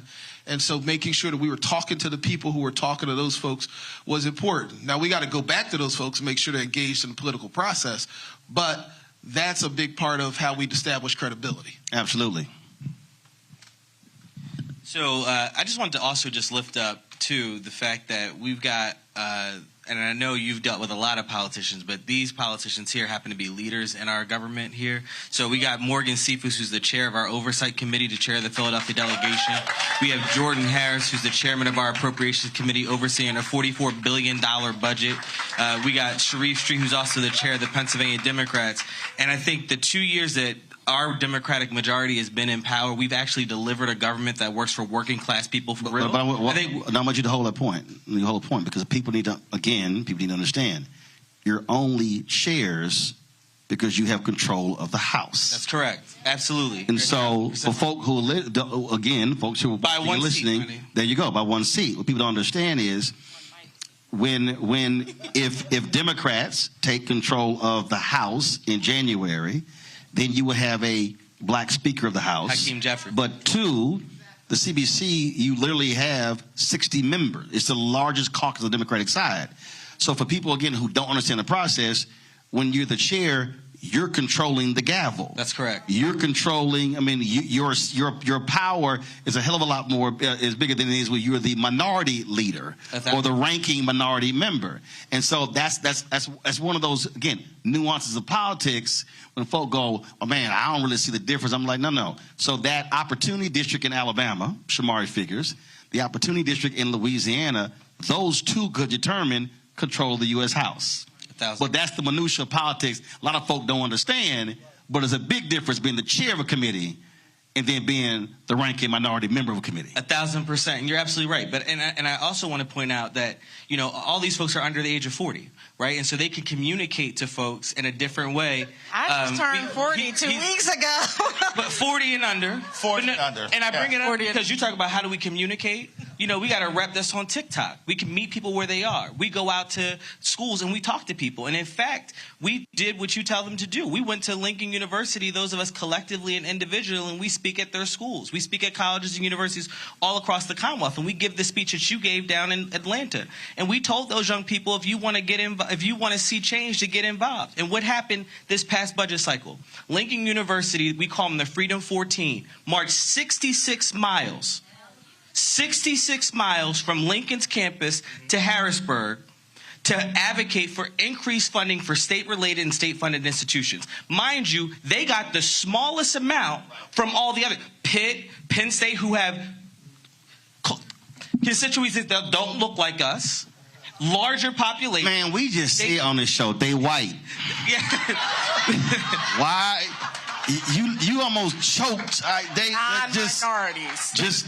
It's a lot quicker. It's a lot easier. I think it's important to look, when you look at a Penn State football game and the power that they should hold in that building, they couldn't get that bill to move, right? But it was those 14 kids that marched from Lincoln University all the way up to the state capitol, held court in the rotunda of the Capitol, where all of the legislators that don't look like them, that don't come from their neighborhoods, that don't have the same political perspectives or ideologies, they saw those black babies. They saw those young kings and queens standing on those steps speaking truth to power, and we had no other option but not to ignore them. Right? And so we did, and we delivered a budget. We delivered funding for those institutions, and they happened to get the smallest piece, but it couldn't have been done without them. So I get what you're saying. I think there's a lot that we got to talk about, and I know you, like me, don't like to talk about the problem, but we are delivering solutions, and we're communicating effectively. Could we do more? Absolutely. But you're again, but this is, and I just make it plain. The reality is, for all the people out there who Democrats ain't this, ain't that. Again, I don't get involved in those conversations. I get involved in what actually happened. So here's the question. You say it took 8 years. If Republicans were in control of the House, does that black maternal money come? Absolutely. Yes or no? Yes. It happens. It happens. If Republicans were in control. Yes. Gotcha. If Republicans were in control, does that money come for them? Look, I think we get it with Republicans' controls. We've controlled the governor's office. The reality is we've used our leverage of having the governor's office. Right. But what I'm saying, to your larger point, if Republicans were in total control of state government, absolutely not. The money doesn't get there. The money gets there because of the leverage we have as Democrats. And I'll say, but I do want to add this one thing, because I do think it gets there if Republicans are in control, because Black maternal health is maternal health. It's not just black women dying. Black women are dying in urban settings, suburban settings, as well as rural settings. So that's here in Pennsylvania. In Pennsylvania. And because we don't have the option to fail as leaders and not to address the challenges in our communities, we have to work across the aisle. And I will have Jordan Harris, he is the leader in this with criminal justice reform, has worked across the aisle to, and I'll let him talk about it, but has done tremendous work in the city of Philadelphia, across this Commonwealth, is a model across the country because he had to work with Republicans both in the Senate and the House. So because we don't have the option to fail, if it is Republican control, we will figure out a way how to get there, and that's by bill. The reason I brought that up. We wouldn't have Joe McClain, and we wouldn't have indigent defense. We wouldn't have public defenders. Right, but the reason I brought that up, because I need people to understand, when all those women, white women, went to Tennessee State Capitol after that school shooting, the first bill the Republicans passed gave immunity to the gun lobby. In Georgia, no. But I'm making the point for people who are watching to understand that there are very few states where you actually have bipartisan legislation. Right, rolling up. So when you start talking about Arkansas, Georgia, South Carolina, North Carolina, Florida, Alabama, Mississippi, Texas, you have Democrats who are largely ignored, which means a lot of the stuff that black people care about gets ignored. And so that's what you're dealing with. And so people need to understand it makes a difference, not even just if Republicans have if they have a supermajority. If in Texas, if they go from a supermajority to a majority, it changes public policy. Right, Roland, that's what I was that's the point I was going to make. So you're right. In Pennsylvania, while Democrats haven't always been in control, we have not been in a position where we didn't have political leverage like you're talking about in the South. We had a governor, and even in the legislature, we have the margins are close enough where Republicans need. They got to talk. They got to talk to us. If we were to go to a place where they had supermajorities, when you look at those states, they are not able to get it.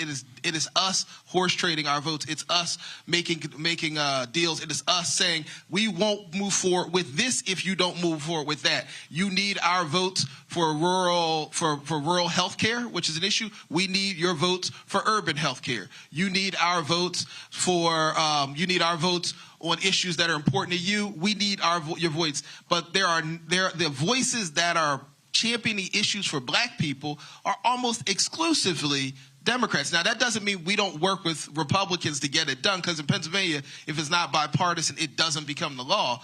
But they're putting different issues on the table. We're the ones advancing those issues. We're the ones that said we needed money for gun violence. They had other priorities. We gave them some of their priorities in exchange for gun violence. And I think, and it is consistent that we're the ones delivering on their issues. Right. And so the reason that needs to be understood, because when I listen to some of these loudmouth YouTube, TikTok, Instagram PhDs,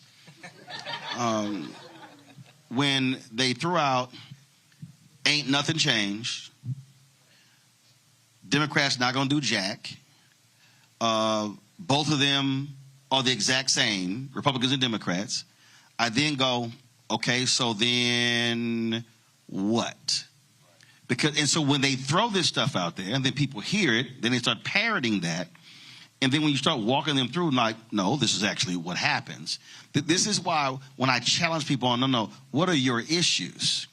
Then you have to then go, who's delivering on your issues? Right. There are some issues listen, I remember in Illinois, the Democrats were not appointing enough, I forgot the type of judges.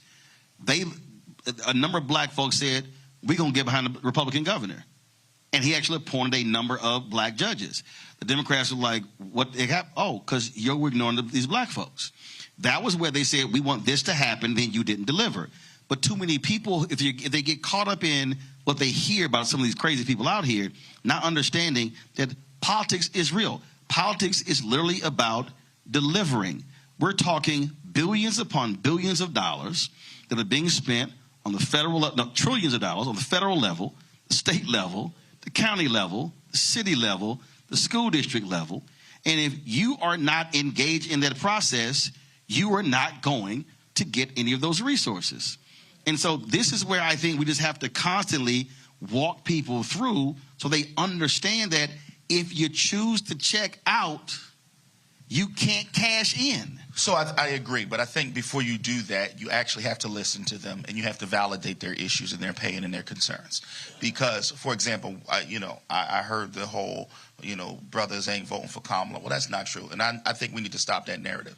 The second largest, most dependable vote for the Democratic Party is black males. So it's black women first, and then it's black males. Right. So we have to stop allowing people to create this narrative that brothers ain't voting for Kamala. No, but let me finish. But if it goes from 12 to 20, that 8%. Let me finish. It's not that black males don't want to vote for Kamala, but many brothers are disenfranchised about the party that they felt has left them. Okay. It actually has nothing to do with Kamala in many instances. It's a lot of brothers who feel like their issues have not been heard. Now, I heard what you said about, well, what are the issues? Well, I could give you a litany of those, but here's the thing. Give me 3. Sure. Criminal justice reform, access to capital and housing. So here's the thing. So they say those 3 didn't happen? They say they don't feel it. Now, here's the thing. Here's the thing.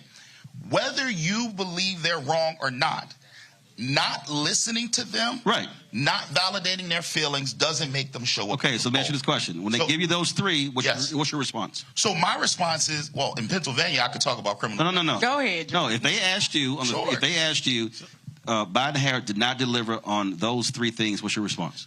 If I'm being honest, I would say that we could have done more on criminal justice. No, that's not an answer. You asked me a question about. No, you said we could have done more. So what did you do? Yes. What do you mean? When you say we could have done more, that means you did something, but you could have done more. What specifically do you say to them that was done? Oh, well, I was going to tell you. You didn't let me. So in Pennsylvania. No, I need the federal. I'm going to tell you about Pennsylvania because the federal government actually followed what we did here in Pennsylvania.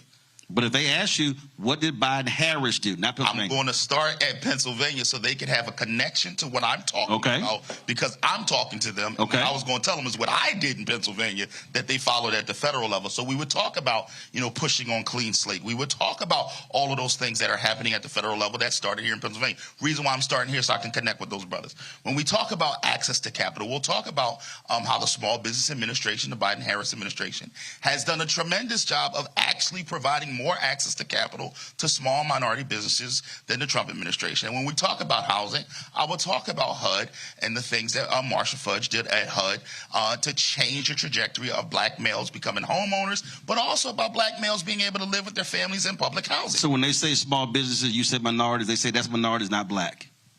What do you think? I agree with them that we actually need to drill down and talk more about African Americans, but I also tell them that we have had substantial increases in black and brown folks getting federal dollars to help them start their businesses. My point is this, though, because I can argue with the brothers, but I start that argument by validating their emotions, their feelings, and their points.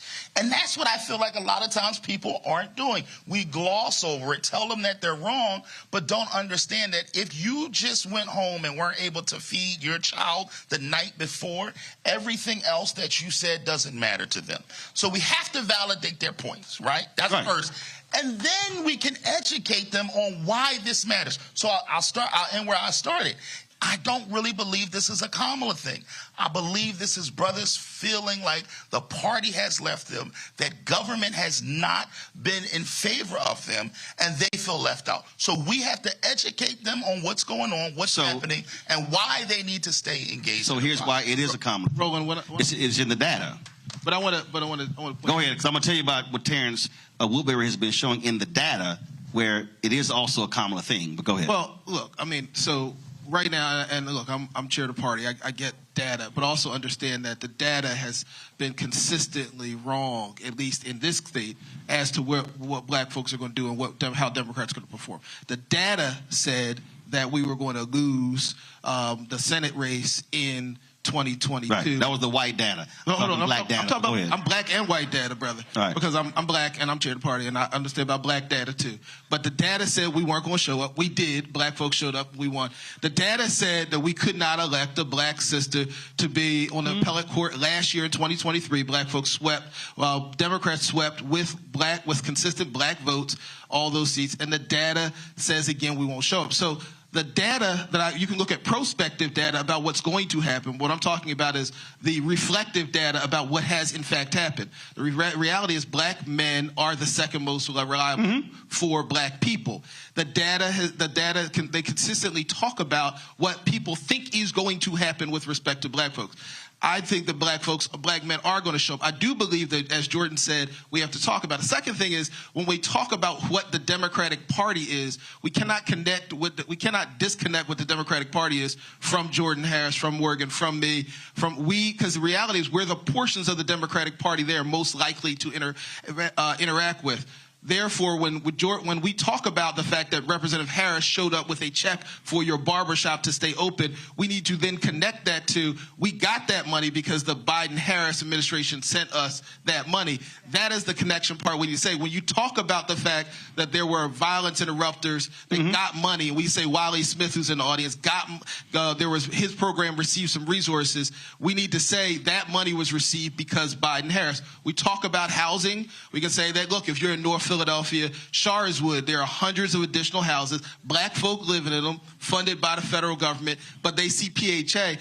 The way federal money operates, it doesn't tend to be in a way that people directly connect to it. Right. So it's part of our job to do it. And the second part of it is, part of what black men are saying to us in the party, and I've said this to folks, they want to be courted like everybody else. We spend tons of time as a party figuring out how we're going to get white soccer moms to vote, how we're going to get working class white dads to vote, how we're going to get this demographic or that demographic to vote. What they're saying is, talk to us too, and I think we have an obligation to do that. I think we have a good story to tell, but we have to tell it. Right. So when I look at, when I mentioned, I'm going to come to you. Hold on. So Terrence Woodbury, Hit Strategist, who does not public polling, but public opinion. Constant focus groups for the last 3.5 years. When he would talk to brothers, litany of problems. Litany, I don't see this, don't see that. This has not been addressed, has not been addressed, has not been addressed. But then when they come back with the actual information, this was done, all of a sudden, focus group changes, which means messaging and who's giving the information. So the disconnect is, if one, the conversation is not being had, two, if the information is not being supplied very specifically and not having the general emotional, this is my perception of things, then all of a sudden it changes. That now means, going back to, how then are they being communicated with? And in what areas? Which we said last night and here, if we are not having, not just with you, but other groups, if those things are not happening on a regular basis, every week, multiple times a week, then our people are not getting the information immediately in real time, not around the election. And so now you're not building up 3, 6, 9, 12 months of, I ain't seen nothing. That to me is what has to happen. So once the election is over, then it's okay, how are we consistently communicating with people in a very broad way so we make sure that that doesn't happen? And that's what when I'm talking to Cornell Belcher, and I'm talking to Terrence, and I'm talking to black pollsters and black researchers, my deal is, what are they actually saying? Terrence told us something in 2020. He said, we got to stop using the phrase voter suppression. I went, Terrence, why? He said, because in our focus groups, he said, 18 to 45, when they hear voter suppression, they immediately think civil rights movement, even though that's present day. He said, but if we tell them they're closing your voting locations, that immediately resonates with them in a different way. So that's why I was talking about the data, how then we communicate with messages. And it was really interesting having him break it down, because everybody was using voter suppression, and he was like, don't say voter suppression, because this group, that's a complete turnoff compared to 46 higher. But that's why that black specific data is important. Unfortunately, your white Democratic strategists are always listening to the black data. I don't disagree with you. And let me give you a prime example. Let me give you a prime example of where we are current day. when the vice president talks about her work as AG, right, and we do the comparison with Donald Trump, when you use the term felon, okay, and you use that, it triggers and turns off a lot of black men, okay, because many of those brothers that we're trying to get to vote, they have felonies, right? And so changing that terminology, you can still make the same point, but change it. Because here's the thing. Donald Trump is not the same as your son or your daughter or your cousin who got locked up.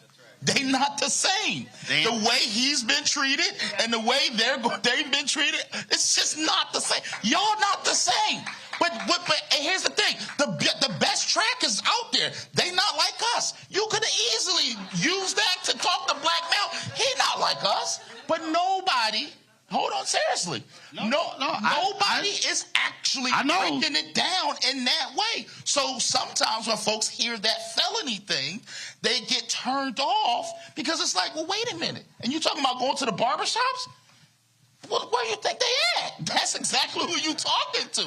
So I agree with you. You're right. I agree with you on the fact that sometimes it's not even sometimes what we say, but it's how we say it. But see, but when they use it, but when they using that phrase, they ain't talking to us. They talking to that 70% of white voters who are in the electorate. The one other point I want to make real quick is the other thing is the Democratic Party. We got to get reflective about who we spend and do business with. I will tell you, I got an ugly fight, and a bunch of folks in the national press criticized me when I took over, primarily because I fired. We all remember. I fired some white vendors, and I hired a black communications company, and there were folks that they wanted me to fire them. I said I will not fire them. I was elected chair of the party, and we need this to win. The fact of the matter is we kept them. TML Strategies, Teresa Lynn, and she has been communicating. And if it were not for the fact that we had done that, we probably wouldn't have gotten a level of engagement, because it's not just the policies. We have to have the professionals who understand how to communicate to our people. And white communicators can't always do that. So yes, we need a strategy to communicate to those.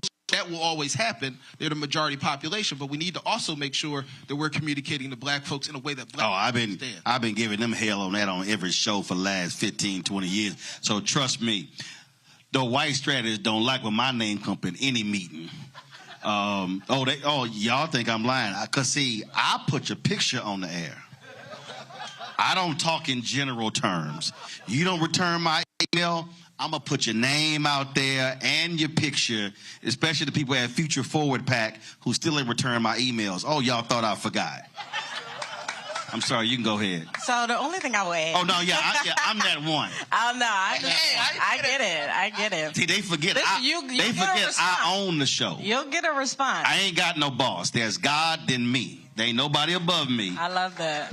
So one of the things I would say, I feel like black women were having this same conversation around the time Hillary Clinton was running, because I teamed up with Senator Bob Casey, who wanted to have a conversation specifically with black women, because at the time we too were feeling like black men, is that you use our bodies to get to the polls. We are the foundation of the Democratic Party, but yet when you get elected, our issues don't show up in your agenda. You don't prioritize them. You're not moving the needle on those specific issues. Then you're circling back asking us for our support again. So we were adamant that election cycle. We wanted a black VP. We wanted a black female VP. We wanted a black well, not around that time, but this time around with Joe Biden, we wanted a black female vice president. We wanted a black female Supreme Court.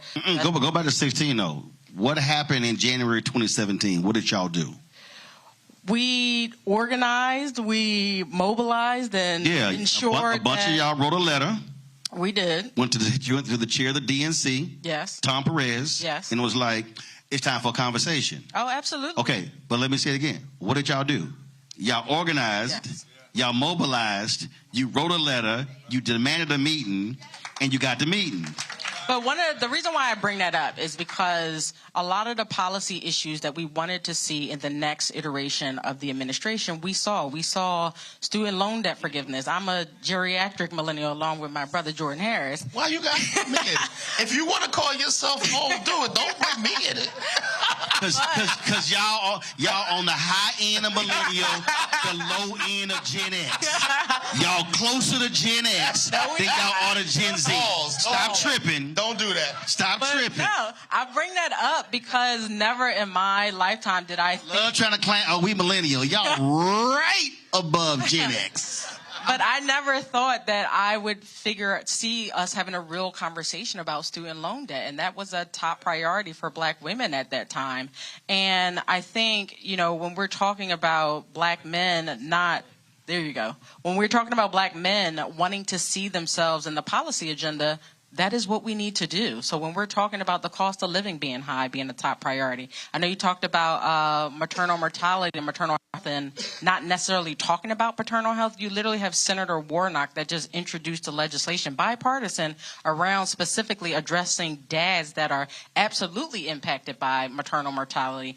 If they want to see themselves in that way in their agenda, it shouldn't be a us versus them and them taking away the, presence of female-related issues. So I think similar to what we were doing over the past several years, I think black men, it is their time to demand themselves to see themselves in the agenda. Yeah, but I'm going to say it again.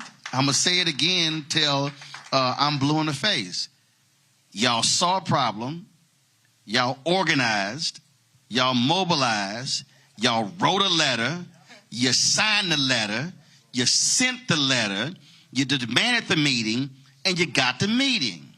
What I keep saying to brothers, if all you do is complain about it, but you don't organize, you don't mobilize, you don't write the letter, you don't sign the letter, you don't send the letter, ain't nobody gonna meet with you. But the point is that we had that conversation in 2017. Black men are having that conversation, and so we should see some traction as a result of them having the conversation. Let me say it again. Don't agonize. Because they had the conversation. I'm telling you, I know what my text messages show. I was there. I know what text messages show. In 2020, man, these sisters having a call every Sunday. And I was like, so can we. I know who I sent the text message to. I can name 12 of them.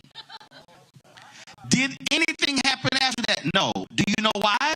Because in our community, typically when a meeting is organized, the sisters organize it. That just sounds like a call to action. No. It sounds like calling brothers out because, so what I keep saying is people are like, man, why you got to be so cold? Because I keep saying to brothers, you cannot keep complaining about somebody not hearing you if you're unwilling to mobilize and organize yourself to force them to hear you. So again, next week, the 29th anniversary of the Million Man March. Look, the fundamental, I'll let you make this point, but I'm walking through historically. The fundamental problem that brothers have had is we have organized for moments. We have not organized movements. And as long as we organize for a meeting or a couple of meetings, as opposed to over the year, 2, 3, 4 years, you're not going to see the change. And so that's the challenge I keep pushing. Even now with Win with Black Men. Brothers keep saying, man, I was on the call. Brother, that was in July. We've had 4 since. Have you been on those? Man, it's been a lot. I'm like, no, but you haven't been on one of them. And so this is where I think we just have to be honest with brothers to say, if you want to see something change, what you gonna do? Well, look, go ahead. Look, I certainly everybody getting more engaged is real. But the other thing is 2 things. One, I don't think that black male disengagement is as high. There are a lot of very angry, very well-heard young brothers who the press is putting a lot of attention on. I think that's true. Second thing I want to say is this. I don't know that the best strategy for a black community is black women are going to go over here and organize, black men are going to go over here and organize. I think that the issues that affect our community are black people issues, they're family issues, and even if other communities are doing it that way, that there's no reason we have to do it that way. No, hold up, I got to disagree with you on that one.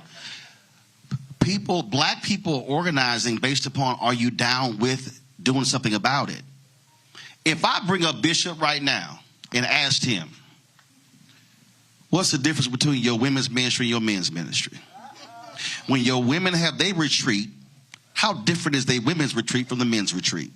Now, see, if we want to, all I'm saying is this here. If brothers want to be heard and brothers want to be talked to, then they got to do exactly what the sisters did in 2017. But then don't ask them to vote. Huh? But then don't ask them to vote. What if they just need a different venue? But wait, hold on. Then don't ask them to vote then. Like, if we're going to sit here and make it seem like brothers don't do this, brothers don't do that, cool. That's fine. Then don't ask them to vote. It's like we are asking them for something, right? So actually, I'm asking them for something. I'm asking them to be engaged in this process to get something.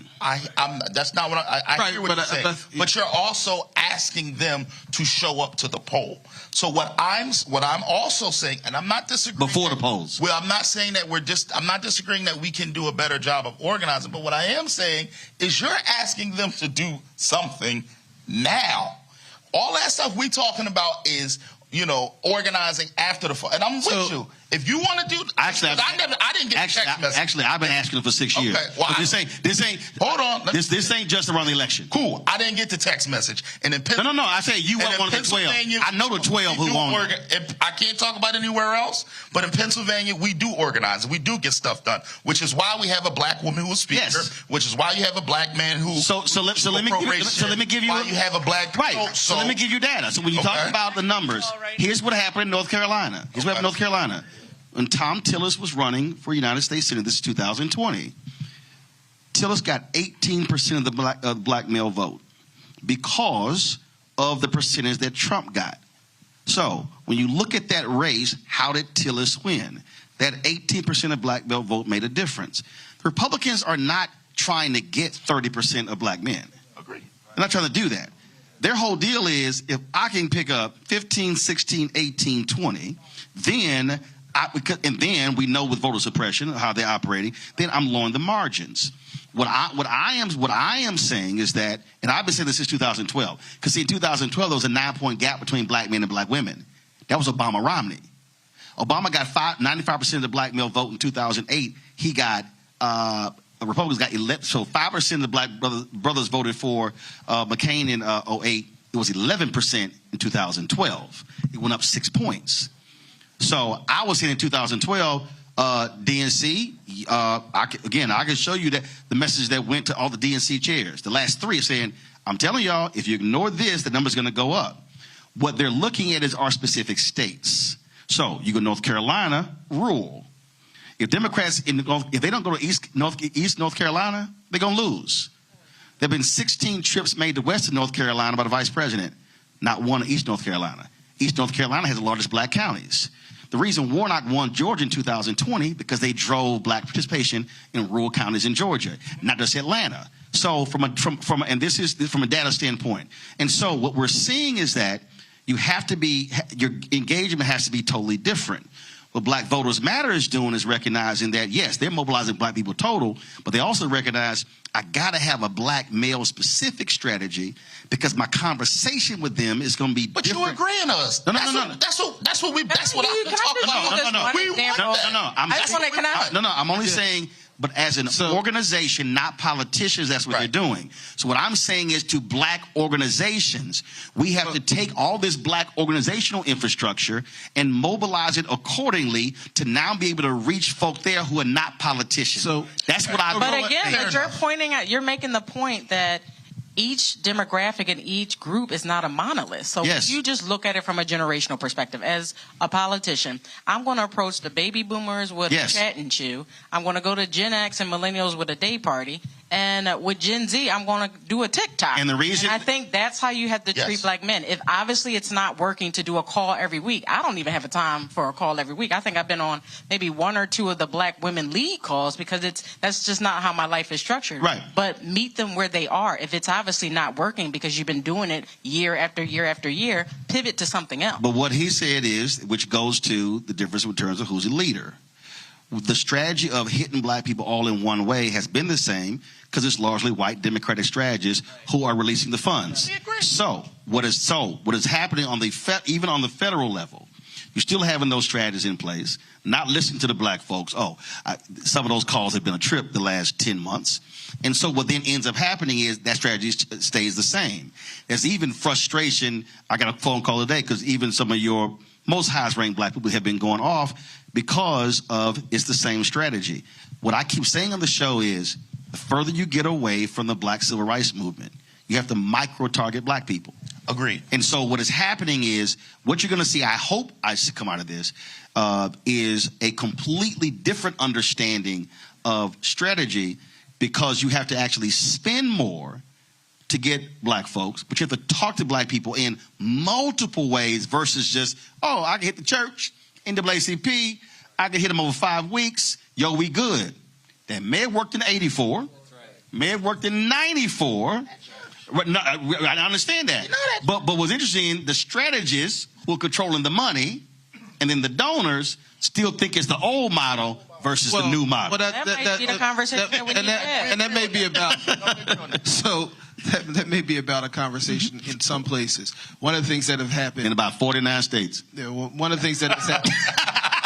Fortunately, in the one that's most likely to determine the election, it's a little different, which is in this state we have made it very clear that we're going to have to spend money differently, and it's also very clear that DNC's ability to spend money must run through the state party. The way federal laws are structured there, and so we have a role. We have been making it very clear you have to spend money differently, and we have people in leadership that have supported that. We have a black speaker, we have a black appropriations chair, we have a black party chair, and what we have been saying is, with black lieutenant governor, we've been saying is, look, this will benefit black folks, this will also benefit white folks, white Democrats in particular. When we look at, we understand it's not just Philly and Pittsburgh. In Pennsylvania, there are 11 major jurisdictions where we've got to spend money with black folks, which include Reading, includes Lancaster, includes Hazleton, includes Allentown, includes Bethlehem, includes Harrisburg, it includes Erie. So it's not just, it includes Aliquippa. There are a lot of places that it includes. Right. We've been indexed, we've looked at it, and we realize we have to spend money in those ways. I can't speak to what's going on in North Carolina, but what I can tell you is that we've been very clear about what has to happen. There needs to be a level of engagement. And what Jordan was talking about before, we've also made it clear is you can't lead with talking about the federal stuff because they don't understand it. It's too far removed. We have to start our conversation with what we did at the state and local level and then back into why Biden-Harris matters.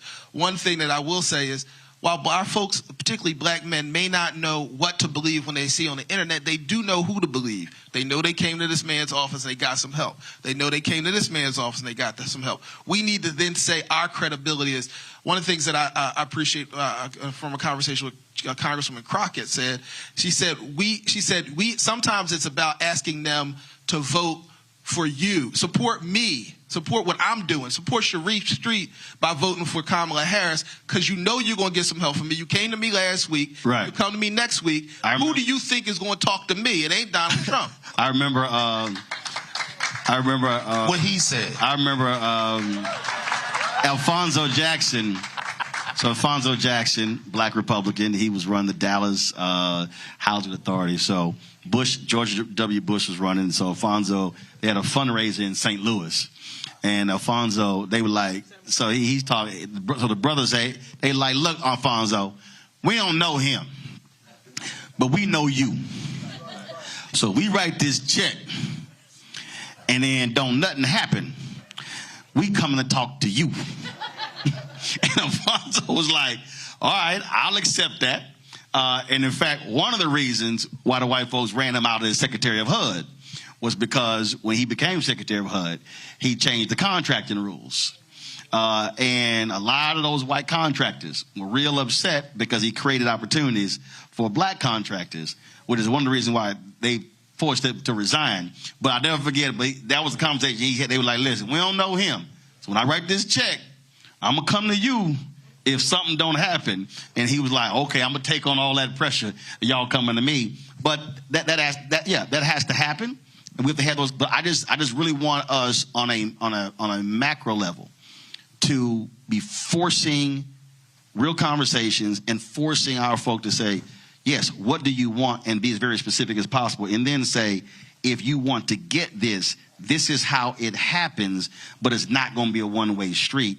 And I don't want, and the reason why I'm not trying to get y'all off the hook But I think the problem is in our community, it's literally 98-2. They ain't doing nothing. And where my deal is, no. You got to put more of this on our community organizations to say, I need y'all to be doing more, because it's easy to scapegoat black politicians.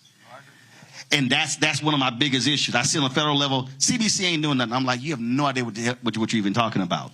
And so that happens a lot. And I just think that we have the challenge. Look, she a Delta. I saw some alphas earlier. I can't even tell you. Y'all can throw y'all signs up. What's that? Don't do that. Because it's a couple Sigmas in here. Don't do that. It's a couple no, I'm Sigmas just. in here. Don't do that. I ain't met that many Sigmas under 55. See, you walk right into that. This your show, so I'm going to let you have it. You walk right now. I'm going to let you have it because it's your show. No, that ain't what it is. You can't think of a comeback right now. Your brain just froze. And he started thinking, ain't that many of us. He ain't lying. That's cool. And you can keep that little okay sign, that little cute little okay sign. But I've even challenged, and look, I've made Divine Nine presidents mad. I'm like, how do you have this level of infrastructure and you're not properly using it? Yeah. We're focused on so much internal stuff and don't nobody outside even know, and they question and we ain't doing nothing. And so that's the part. That's why I prefer to push our community groups and not politicians. I know politicians are doing, and I understand that process, but I also know when you're elected to office, you actually need help. That's right. I agree. And again, as somebody who covers city council and county government, I know what it's like to sit in a meeting and see a whole phalanx of white folks. And I only see black folks if somebody got shot or something like that. And then I'm like, but are y'all going to come back next week? Then next week. And so that's the challenge. So I think we have to reorient our folk to say, I need you in the game after the election. And that is why I talked about the education of the process. Because here's the other thing. The presidential election is just one election. Yep. There are elections every year. Every year, but here's the thing, every 6 months. In Pennsylvania, we got a primary, and then we got a general. Yeah. And here's the thing, a lot of times, the things and the issues that people are concerned about, it ain't the president that's going to handle it. So, all of those other things matter. Who's your mayor? Who's your council people? In Pennsylvania, who's running your elections? Because if it wasn't for our city commissioner's office and the fact that we have competent city commissioners, the election in 2020 could have went a totally different way for the whole nation. Or even after 2020, when some Republicans wanted to go to single-member Supreme Court districts in Pennsylvania. Yes, they did. We fought back on that. I know that. I read. I know. My point is, alphas do. First of all, that's what's up. First of all, I had to get hold up. We read. No. We read. Y'all have pictorial. I don't know why you thought you were gonna win that one. I got a book of pictures for you. It's your show. I'm gonna let you have it. See, That's like, dang, I gotta come up with another one. See, you can't be loaded with one. You gotta have 3 or 4. The clip. You had one, and that was your shot. That was it. You see, the capper said, I ain't saying nothing. He like, I ain't saying a word. Smart move. But again, that's what I want folks to happen. I do want Bishop to say a few words, because I want to know, how are you challenging your pastoral folk? Let's see, come on up here. Is the camera over here? No. Nice. I'm just curious to know, how are you challenging your pastoral folk? Because last night, that came up last night, and one of the preachers said, it's way too many silent pulpits 30 days in.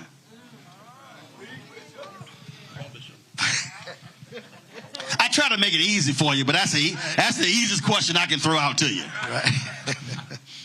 I think that's misinformation. I really do. I think that more pastors are conversating across the country via telephone. I know there's a group of pastors that I meet with basically on a weekly basis when it comes to talking about this election and how we particularly talk to our people about it or try to give information to our people about it. I don't think it is a lot of silent pulpits, maybe on Sunday morning. because that's not what we seem to talk about or what we are called to talk about on a Sunday basis. I think the conversation does take place. I have members in my church that are politicians. I have judges and Supreme Court judges that are in my congregation. So that aspect of it is communicated by those who are in those positions. I really don't have time to be figuring out, okay, what are the different nuances of Sharif. Yeah, he just left. I'm just saying, and my brother here, my sister down there, they are engaged in that. They know what that is. So they inform me on what it is, and in turn, I get them to inform the congregation on what it is. And in turn, I also have dialogue with my colleagues. And are y'all doing constant, so when the election is over, do you have because the church last night, they have a ministry that deals with that after the election, keeping folk informed, this was what's coming up, this was being worked on, this is what you need to be watching out for, stuff like that? Deacon Wayne Johns, he's my guy that handles all the political issues that come down the pike for the church. Gotcha. Go ahead. I was gonna say the black church, I feel like, especially without the absence of a national campaign coming in, the infrastructure from a political perspective, in our area, I think has been fairly organized. We have black churches that are having black men, Pastor Corey Johnson in Germantown, Pastor Alan Waller at Enon Tabernacle. They are meeting every week and organizing their men's month. They have a men's month that they did, but now they're organizing every week. They are going to mobilize black men across the city, the northwest section of the city, to make sure that they are poll watchers. Yeah. And what there you go. For, right? So there you go. I do believe, and look, if you really want to know really about this subject and where I stand on it, I want you to YouTube Pastor Jeremiah Wright. What the hell are you talking about? Because he gives a really good sermon about the black church and Rahm Emanuel in 2015, and I think we need to take a page out of his playbook. But the two things that you said that people need to understand, you said they are organizing and they mobilizing. That's correct. Earlier, when y'all talked about doing the PPP in the barbershops, what did y'all say? Y'all put that list together, and you organize and you mobilize. It was Stokely Carmichael, Kwame Ture said, you cannot find a single prominent African-American who made a contribution in the lives of black people who was not involved in an organization. Meaning you cannot do it as a singular individual. And that's so the reason I will never get off on that is because if we are not pushing our people to organize and mobilize, we will be complaining about a whole lot of stuff and that stuff never getting accomplished. But we have to be thinking in those terms. I also want to add something that the church is doing as well. And I'm glad that I was about to do the benediction, but go ahead. That was like the summation. I'm just messing with you. Go ahead. I know you are. But you about to close it out, but go ahead. Listen, I'm glad I'm a Delta. You're not picking on me that much. But yeah, we know how y'all are. Here we go. Why? Here we go. There's a whole lot of them in here, so and that don't mean nothing to me. Alpha still a daddy. Come on. Can you just go ahead and make it? Let me make the point really quickly. Get out of it before I get anybody in trouble. See, the bishop leave that man alone. But I will say, go ahead. Because churches obviously have to be nonpartisan and can't, impact or violate their 501c3 status, they're doing a series of things in addition to mobilizing individuals to the polls, but they hold voter registration drives, they hold panel discussions. I know Reverend Waller on a weekly basis, I know you're all about weekly things, is he's also a Sigma. He's having... Probably 58. Go ahead. He is 60. He's 60. Here's a hater. Mike. He's a young 60. Young 60.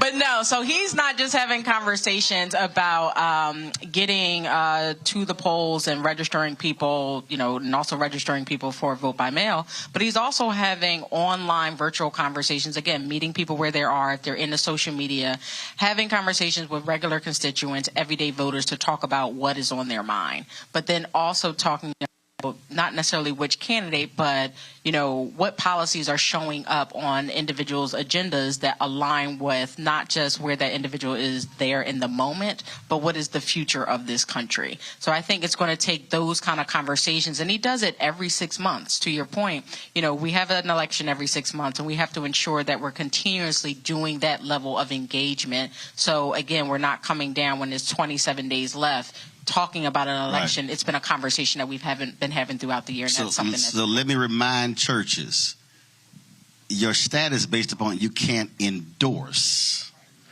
That's right. But you can talk about issues. Yes, you can. And you can say, this is where she stands, this is where he stands. It's a lot of folk who are, and not just churches, a lot of our black organizations, we're not going to lose our status. No, it's endorsing. But you can talk about the issues and where folks stand. So folk don't have to be so hands-off where they say, well, we can't bring up where he stands on this. Yes, you can. Just can't endorse. Because they practice their freedom of speech. Oh, come on now. I done seen some of these preachers. I saw one of them right-wing preachers literally said, if you go to Biden, get out of my church. Yeah. And he still got his IRS status. And so that's just where that is. And so let me thank all of our panelists for the first, second panel. Bishop, thank you so very much. I even appreciate the Sigma. See, you open that door. Folks, tomorrow we're going to be at Lincoln University. We were at Mount Carmel last night. Great conversation. But everybody who's watching and listening, everybody who is here as well, y'all keep hearing me say this here. All I ask you to do is call 10 people. Call 10 people and say, are you registered?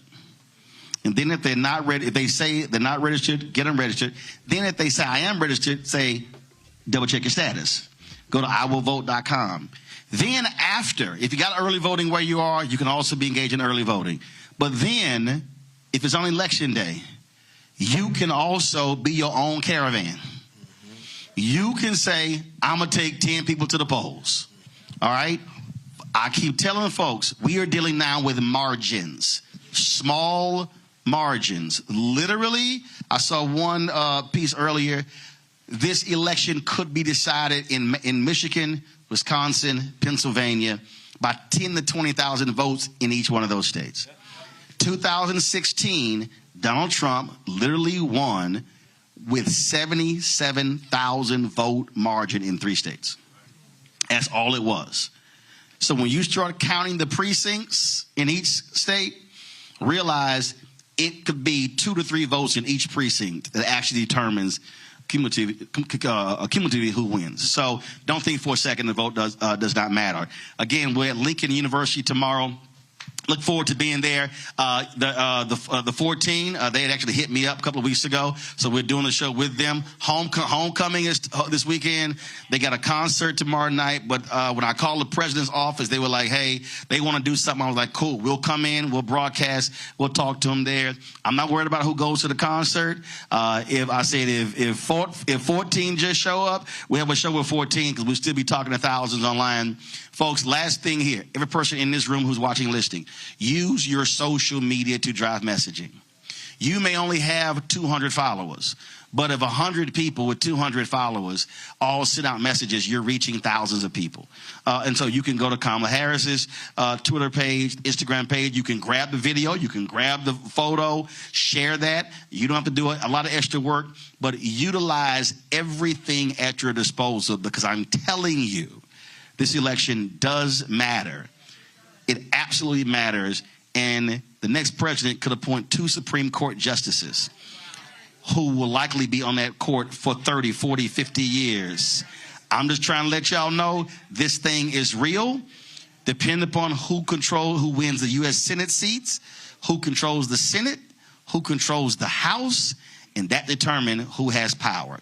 If y'all want to support the work that we do, folks, I know some of y'all folks who are still analog. It's all good. Y'all still send me check. They send check, money orders. I'm not lying, y'all. I get about 30 a week. It take a little extra time to cash them, but they still work. And I'm telling you, they old school. They like, we ain't trusting no Cash App, Zelle, PayPal. They like, what? I got a P.O. box for this very reason. Y'all can see your money order check, P.O. Box 57196, Washington, D.C., 20037-0196. I told y'all Cash App is tripping because they changed their rules, which has impacted nonprofits and churches and others, and so we're sorting it out with them. But PayPal is R. Martin Unfiltered, Venmo is RM Unfiltered, Zelle, Roland at RolandSMartin.com, Roland at RolandMartinUnfiltered.com. Download the Black Star Network app, Apple phone, Android phone, Apple TV, Android TV, Roku, Amazon Fire TV, Xbox One, Samsung Smart TV, and of course, be sure to get a copy of my book, White Fear: How the Browning of America is Making White Folks Lose Their Minds, even in Pennsylvania. So y'all can get your book, get the audio book on Audible. I read it. We got the book. We got the book here. Oh, I picked the photo too of a white man with his arms in front of the U.S. Capitol on January 6th. What that means, all his hours. That's why I picked it.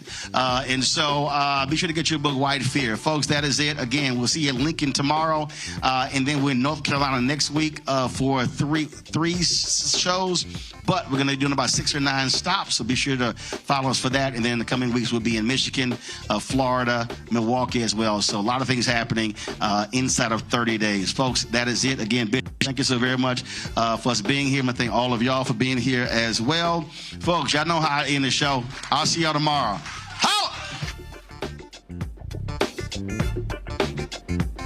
Black Star Network is here. I'm real revolutionary right now. Thank you for being the voice of Black America. All momentum we have now, we have to keep this going. The video looks phenomenal. See, there's a difference between Black Star Network and black-owned media and something like CNN. You can't be black-owned media and be scared. It's time to be smart. Bring your eyeballs home. You dig?